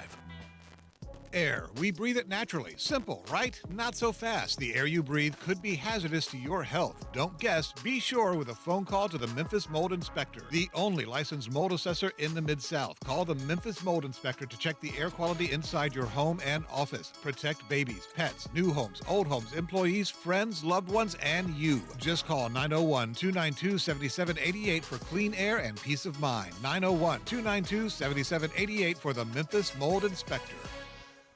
With Progressive, you can reach customer service in the way that's easiest for you, by phone, app, or online. We know it would be great if we just magically appeared, but that's more of a genie thing, and we do insurance. But with us, you'd be like, well, it wasn't a genie, but it was great customer service, so that's nice. And sure, you probably would still like the whole 3 wishes thing, so if you meet a genie, you should definitely ask. But when you need us, contact Progressive by phone, app, or online. Just no genies. Progressive Casualty Insurance Company and Affiliates. Something's always happening over at Gossett Volkswagen Germantown, and I've got him on the line, Marty McNate. Hey, Marty, what's happening over there at Gossett Volkswagen Germantown? Deals you can't pass up, Randy, like 2025 Taos S, $219 a month. Taos S, $219 a month. What else you got, McNate? What about a 2025 Jetta S? We got it, $228 a month. $228 a month for Jetta S? That is awesome. And that Atlas deal you were telling me about? Randy, I've got a 2026 Atlas SE 2 $2.99 a month. I'm picking up what you're putting down over there. Hey, McNate, tell them what to do. Come see me, Marty McNate, at Gossett Volkswagen Germantown, 7420 Winchester Road, or shop online at GossettVWG.com. And remember, your future is what you make it. That's Gossett Volkswagen Germantown. All 36 monthly, 7,500 miles, 25 cents excess mileage. House SMO 58885, MSRP 27011. Get a TM 005137, MSRP 25820. Atlas TC 515398, MSRP 41841. Includes all rebates and incentives. 895 PF. Excludes fast value license for approved credit. CD for complete details. Plus finance through Volkswagen Financial Services. Valid through 10/31/25. At Choate's Air Conditioning, Heating, Plumbing, and Electrical, we've proudly served families across the Mid-South since 1958. Still family owned and operated, we're built on tradition, trust, and old-fashioned service you can count on. And now to celebrate 68 years of service, we're offering a heating tune-up for just $68. Keep your home safe, efficient, and ready for the cold months ahead. Looking to upgrade? Right now, get up to $2,000 in instant carrier cool cash rebates, plus 60 months no interest financing on select carrier systems. That means comfort and savings today and peace of mind for years to come. But that's not all. Upgrade today and take advantage of $500 off a tankless water heater or a whole home generator installation. Even more ways to protect your home and your family. Don't wait. These special offers won't last. Call 347-8086 or visit ChoatesHVAC.com today and turn to the experts with Choates and let our family serve your family. This traffic report brought to you by Salt Sports Bar and Bistro, 3101 South Mendenhall Road, where great food meets the big game. Sports 56 traffic. Good afternoon. Working with a couple of wrecks out here as it starts to build a little bit more through the Midtown area. Just in a couple of spots here in the last few minutes. I-40 over here at Chelsea. Steady flow of traffic right now on 40 eastbound from Warford, Hollywood, all the way over to White Station. Starting to pick up also as you come off 240 right now onto 385 Bill Morris Parkway going outbound. Weimer's Jewelry, your full-service family-owned jewelry store here in Memphis. Check them out at 7525 Highway 64. I'm Commander Chuck with your on-time traffic.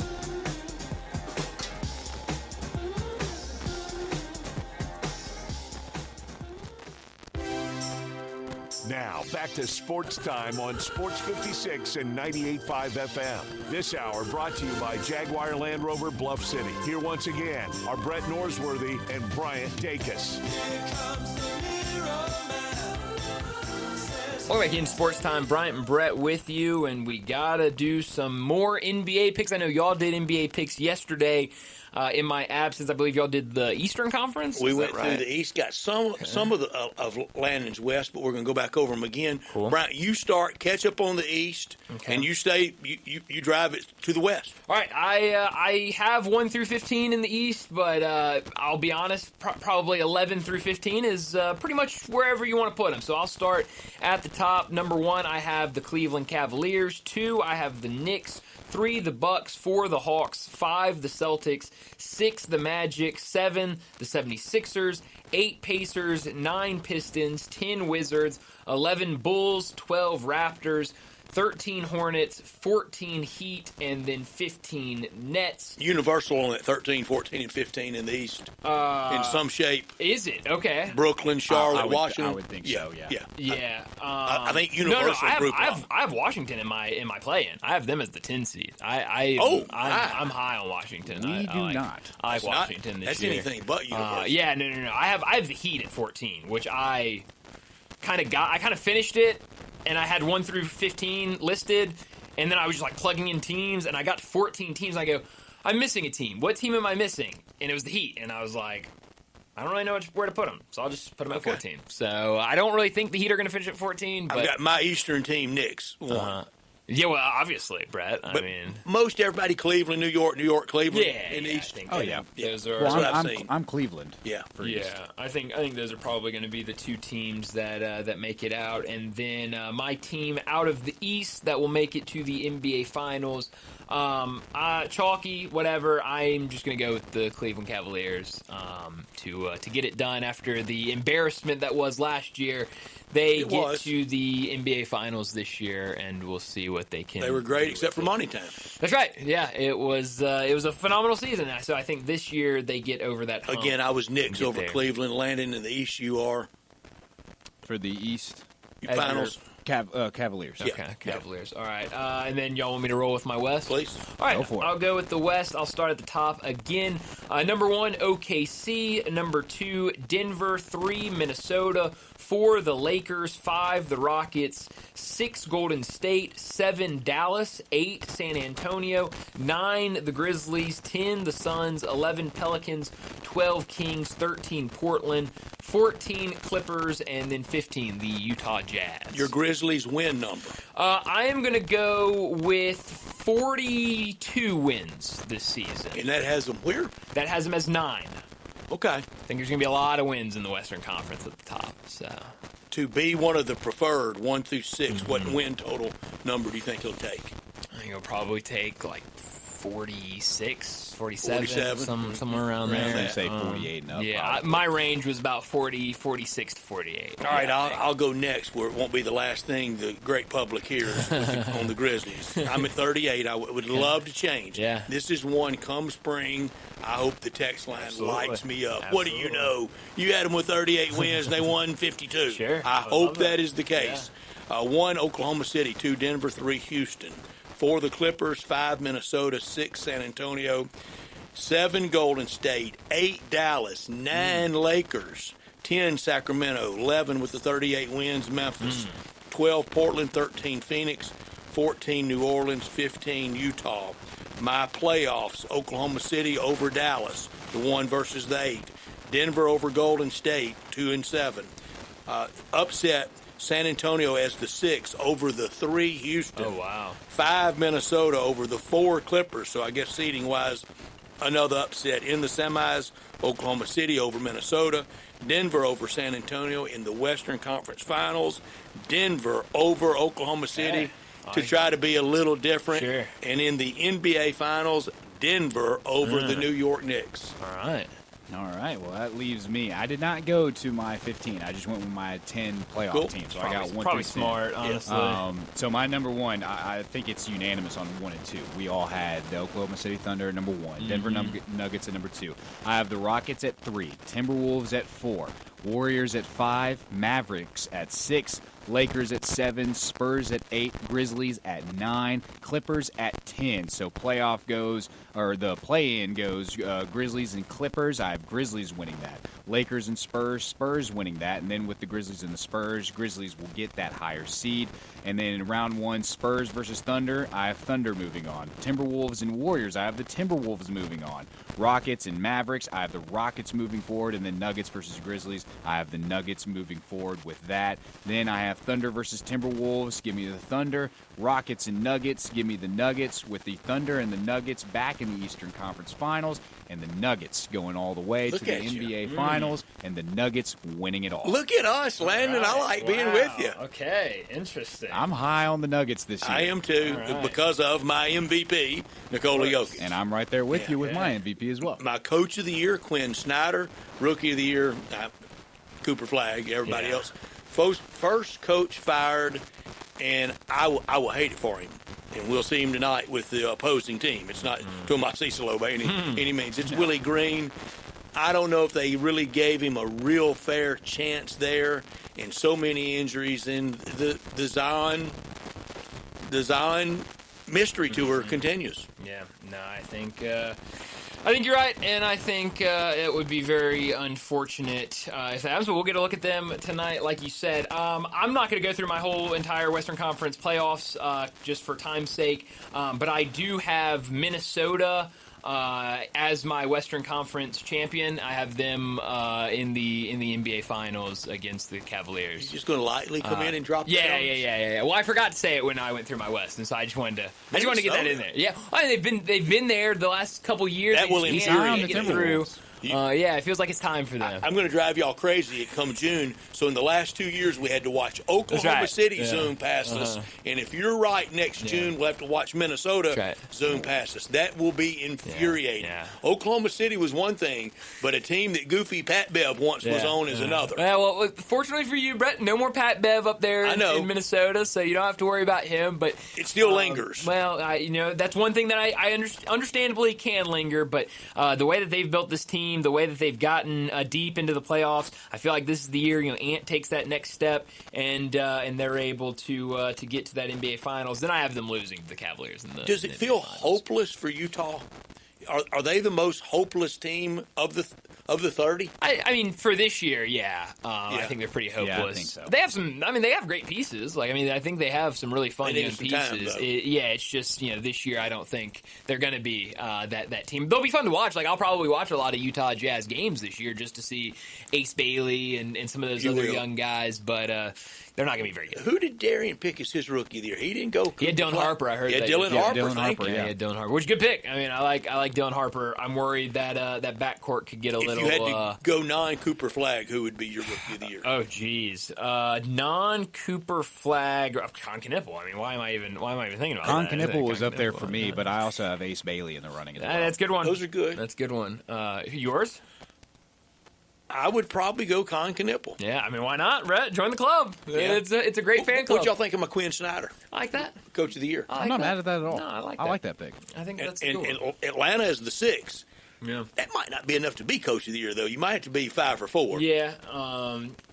But I think he'll be in the mix. Close I think this Hawks team's going to be really, really I do good. too. I'm pretty Reese high on Shea him. really break out. Yeah, no, he's a good player. I mean, that lineup. But before they got injured last year, that was an awesome Hawks team, and now they just went in and got better in the offseason by some of the guys they added. So, no, I really like this Hawks team. I am going to go SGA as my MVP again. I'll have him win it back to back. I'm tired of people calling him boring.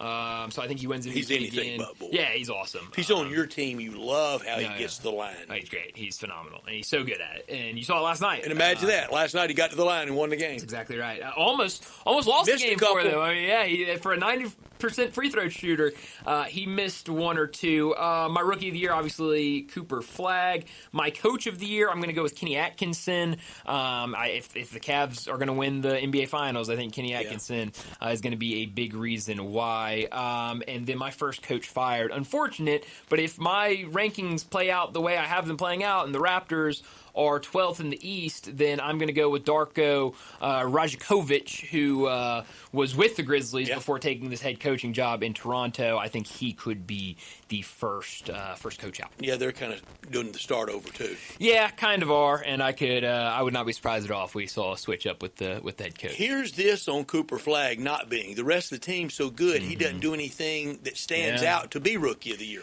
Yeah, I mean that, and that's the thing. He's just such a solid piece. That could happen, but then I think you probably get into the conversation where it'd probably be him or, like you said, Ace Bailey, and you'd have Ace Bailey going out here and averaging 20 points a game, and Cooper Flag, but his team's terrible, and then you have Cooper Flag who's just kind of doing a little bit of everything Best on player a really on the good worst team or a good player on a great and team. he has so much hype. Like I think they've already engraved the name on the trophy. I don't think he will be, but if Cedric Coward is Rookie of the Year, is that a good thing or a bad thing for the team and the win total? I think it looks really good for the Grizzlies. You look at our rookies from last year and how good we did. It shows that the Grizzlies can draft really well. Yeah, I think if he's going to be, I mean, like we said, I think if you're in that conversation, like you said, look at those rookies last year. The Grizzlies were kind of in the mix all the way towards the end, and then they were still in the play-in. So I think it's a good thing if he is Rookie of the Year. I think it means a really good thing for the Grizzlies. Landon, before we run out of time, give us your MVP and Coach of the Year and all of those superlatives. Yeah, so I'm with Brett. I also have Jokic as my MVP for this year. It's not bad. I mean, it feels like it's going to be one of those two. It is. I would like to put Jonas up there, but let's be real. Let's be realistic. Let's be real. Maybe sixth man of the year. How about that? I like that. I like that for sixth man of the year. My rookie of the year, I'm also with the Cooper Flag, but like we've been talking about, I like maybe Ace Bailey up there, and if it's not Cooper, Con Knippel. I mean, I'm on the team too. I'll join the crew. I also have my defensive player of the year. He was a shoe-in last year. I think it's going to be Wemby this year. I didn't get to mine. It's got to be him. Yeah. I mean, it's really his to lose, I think. He was clearly the front going to be runner. for the next 15. Yeah. I think so. It's hard not to. And Darian pointed out something great, that he grew 2 inches last year, so now he's 7'5". I mean, you can't coach that. My coach of the year, I'm going with Ime Udoka with the Rockets. I feel like this team's really good. I feel like he's a genius as a coach, and if they're going to go as far as a lot of people are projecting them to do so, I feel like he's definitely got to be in the running for that. And first coach fired, it's got to be with what is projected to be the worst team, and that's Will Hardy with the Jazz. Ooh, I don't know if it's going to be Will Hardy. He just signed a big extension. They're all in on Will Hardy. I think they played the patient long game with him. They probably will. If it goes super sideways, if it gets bad enough. It could do that. 2-19 can change everything. No, it definitely can. I think so. I didn't know we were doing Defensive Player of the Year. I'm going to go different from y'all. I'm going to go with Dyson Daniels with the Hawks. Okay. I mean, Mr. was averaging over 3 steals a game last year. The Hawk Club the Great Barrier Thief. Oh, Brett, I have a... Certainly we're not a Hawk show, are we? No, but I do have a bet for them to win their division. Who talks about divisions anymore in basketball? Nobody. No, but they're odds on it. They're odds on it. I have them to win their division. I also have the win total over for the Wizards and the Hornets. Okay. Well, it is called gambling. Yeah. It's going to be a long year. That money was hard earned, wasn't it? It was. It was, and we'll see what happens. I didn't know if you had. I don't know if you had seeds seeds to the money tree or not. No, I wish I did. If I had seeds to the money tree, I'd be. Would we grow a big forest? No, it would. It would be a lot of trees that I would be growing for sure. But yeah, I think I might be in for a lot of pain with some of those bets. It starts tonight with the Grizzlies. Got started last night with those 2 good games. There's still a couple after tonight for opening night tomorrow night. Yeah, because I think I'm glad we're not waiting. Yeah, there's 12 games tonight, I think. Yeah, and then like 2 last night. So yeah, there's a couple teams that still need to play. Yeah, it is. It is also Chevy Truck Month at All-Star Chevrolet in Olive Branch. That means every new and pre-owned Silverado right there on the lot in Olive Branch at All-Star Chevrolet. New 26 Silverados as low as 2.9 for 72 months and no payment till next year. New 26 Equinox as low as 1.9 and no payment till next year. Yes, your new 26 All-Star Chevy Silverado or Equinox can be payment-free through Christmas and New Year's. Your good credit deserves it, and you get it at All-Star Military, first responders, teachers. You get an extra $500 bonus back right off the bat. If you want certified, barely driven Chevys, All-Star is the place to be. Come check out the huge, and I mean really huge selection of certified Chevys and the hottest pre-owned right there in Olive Branch at All-Star. And if you got any vehicle you want to sell, bring it to All-Star and Olive Branch, and you'll get the most money back for it, even if you didn't buy it there. Together, let's drive to All-Star. Don't miss the final Chevy Truck Month sale going on now in Olive Branch at All-Star Chevrolet. For more information, you can always go to allstarautogroup.com. Well, let's get to our final break of the day, and when we return, we'll wrap up today's show with Moe's Crunch Time. Add a little fun to your lunch break. Join Johnny Radio for Sports 56 Happy Hour from 11 to 1 every weekday on Sports 56 and 98.5 FM. Cleanliness is next to impossible unless you call High-Low Commercial Services. For 15 years, High-Low's dedicated team has been cleaning offices throughout the Mid-South. High-Low's janitorial services are customized to your business. Clean once, quarterly, or ongoing, and get the JRD guarantee. We clean until you're satisfied. High-Low Commercial Services, the biggest and the best in the Mid-South. Visit MrCleanTeam.com. That's MrCleanTeam, MrCleanTeam.com for High-Low Commercial Services.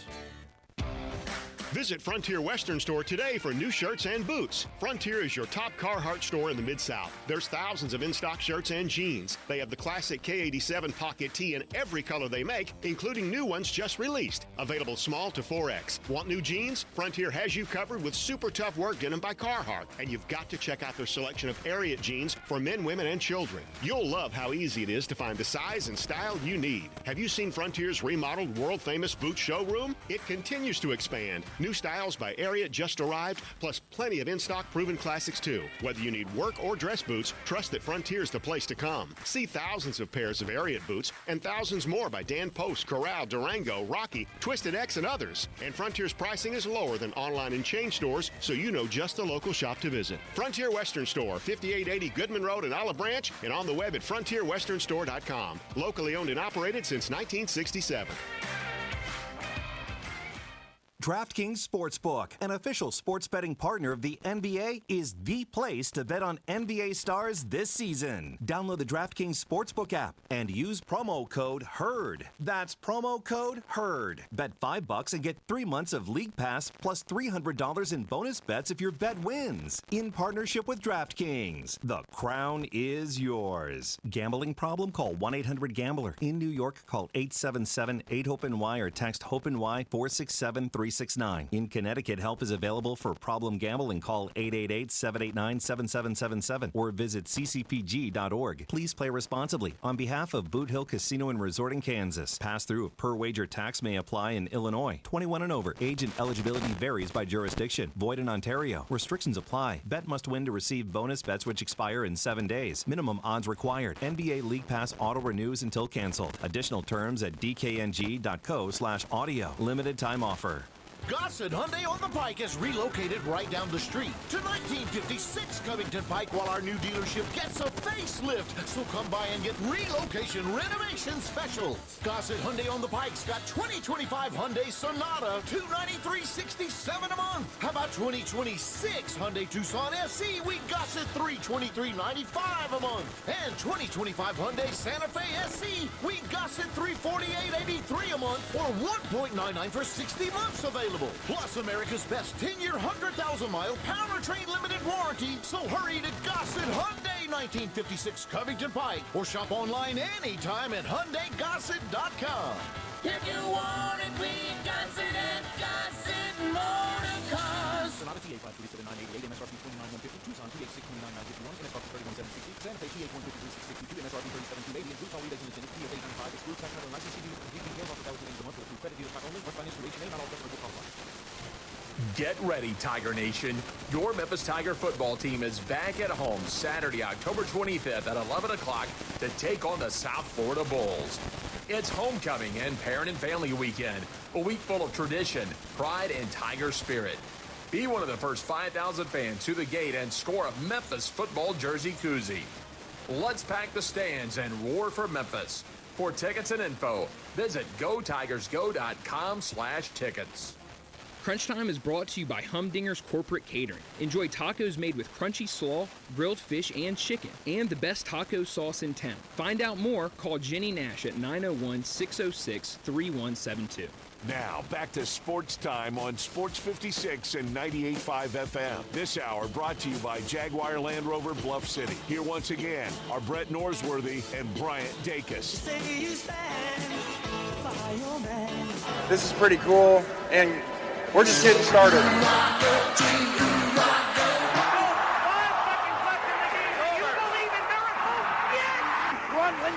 Fanning the globe. Go crazy, folks! Go crazy! This game has always been called the world's greatest cocktail party. Do you know what is going to happen here tonight? This is for all the biggest Crunch Time. You are looking live. In your life have you seen anything like that? Crunch Time between the hedges. The ball game is over, and Memphis has its first win in 16 tries. Its first win ever against its fierce in-state rival Tennessee. Goodbye! It's obviously Crunch Time.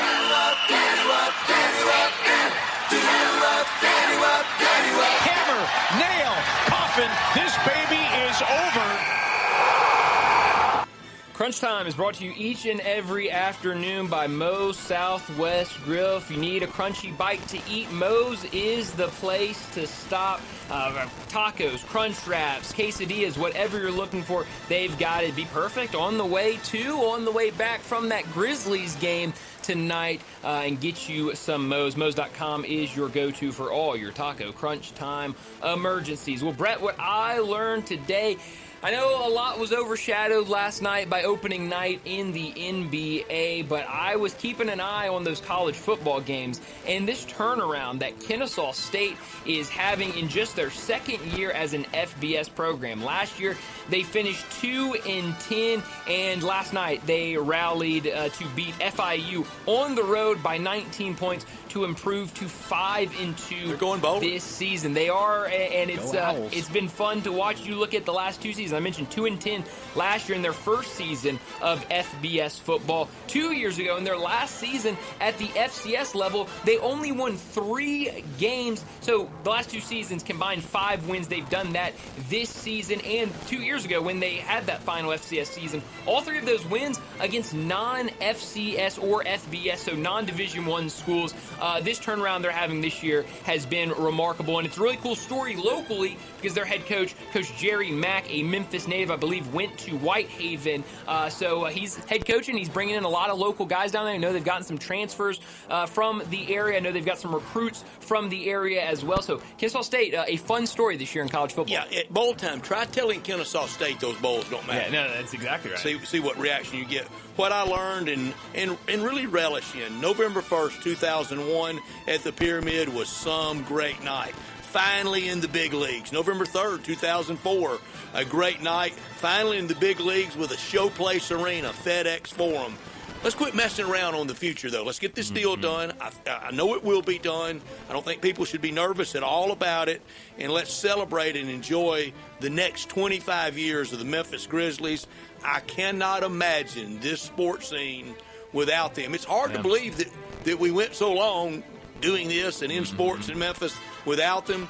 There's no risk at all of losing them. I just can't imagine it without them. No, you definitely can't. I don't know an existence without the Memphis Grizzlies. That's good. Yeah, it is really good. What I could have done without today, Brett, I didn't plan this, but both of my what I learned today and what I could have done without kind of have to do with FCS football. Again, not planned, but we have some drama at the FCS level, and it is really fun to watch. I don't know if you've seen the Sacramento State and Montana drama that we've got playing out. They play Friday night on ESPN2, and we know Sacramento State, they've made a lot of headlines. They're trying to make the jump from FCS to FBS. They have this Sac-12 motto that they go by. They wanted to be a part of the new look Pac-12. But a while ago, the Sacramento State president, Dr. Luke Wood, called the conference JV football, and then last week he made more headlines by saying, quote, "We're looking forward to playing the Montana Pandas. Sorry, the Montana Grizzlies. Grizzlies, I think that's their name, right?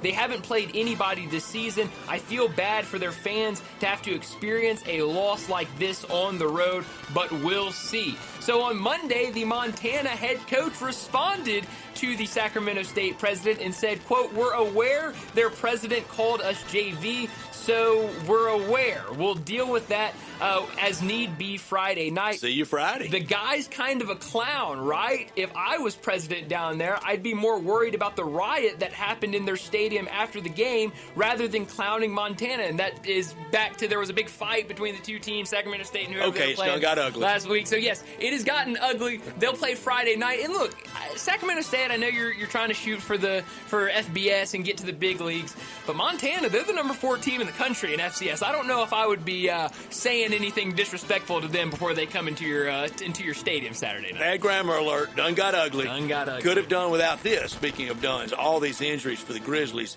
it makes a tough job for a first-year head coach, for Coach Tomas Isolo, even tougher. Yeah, no, it absolutely does. And still going to be a lot of injuries. I mean, even knowing that we had these injuries, seeing that Grizzlies PR post yesterday of the injured players, the injury report. 12 weeks. It just hurts. It hurts to see guys out. And I don't know when the next time we see a clean injury report for this Grizzlies team. Well, Brett, where are you beaming tonight? 191 Bill Street. Go Grizzlies against New Orleans. This was supposed to be a rivalry. Grizzlies won all 4 last year, but trail all time to New Orleans 44-42. Yeah, going back to what Rob Fisher told us at the start of this hour, kind of surprising to know that Ja Morant and Zion Williamson have only played each other 9 times since they were drafted, but we'll see that tonight. San Antonio at Dallas, we keep eye on. First of many Wemby versus Flag matchups. Most expect Cavs and Knicks to come to be the finals in late May in the East. We get it tonight. Yeah, no, it's going to be a lot of fun with all of the NBA action with the Grizzlies playing 2 games on ESPN. Brett, you mentioned Spurs, Mavs, Cavs, Knicks get us started here in a couple minutes. Also 2 college football games tonight in the CUSA. Should be a lot of fun. But that's all the time we have. Enjoy the rest of your night, and we'll talk to you again tomorrow afternoon.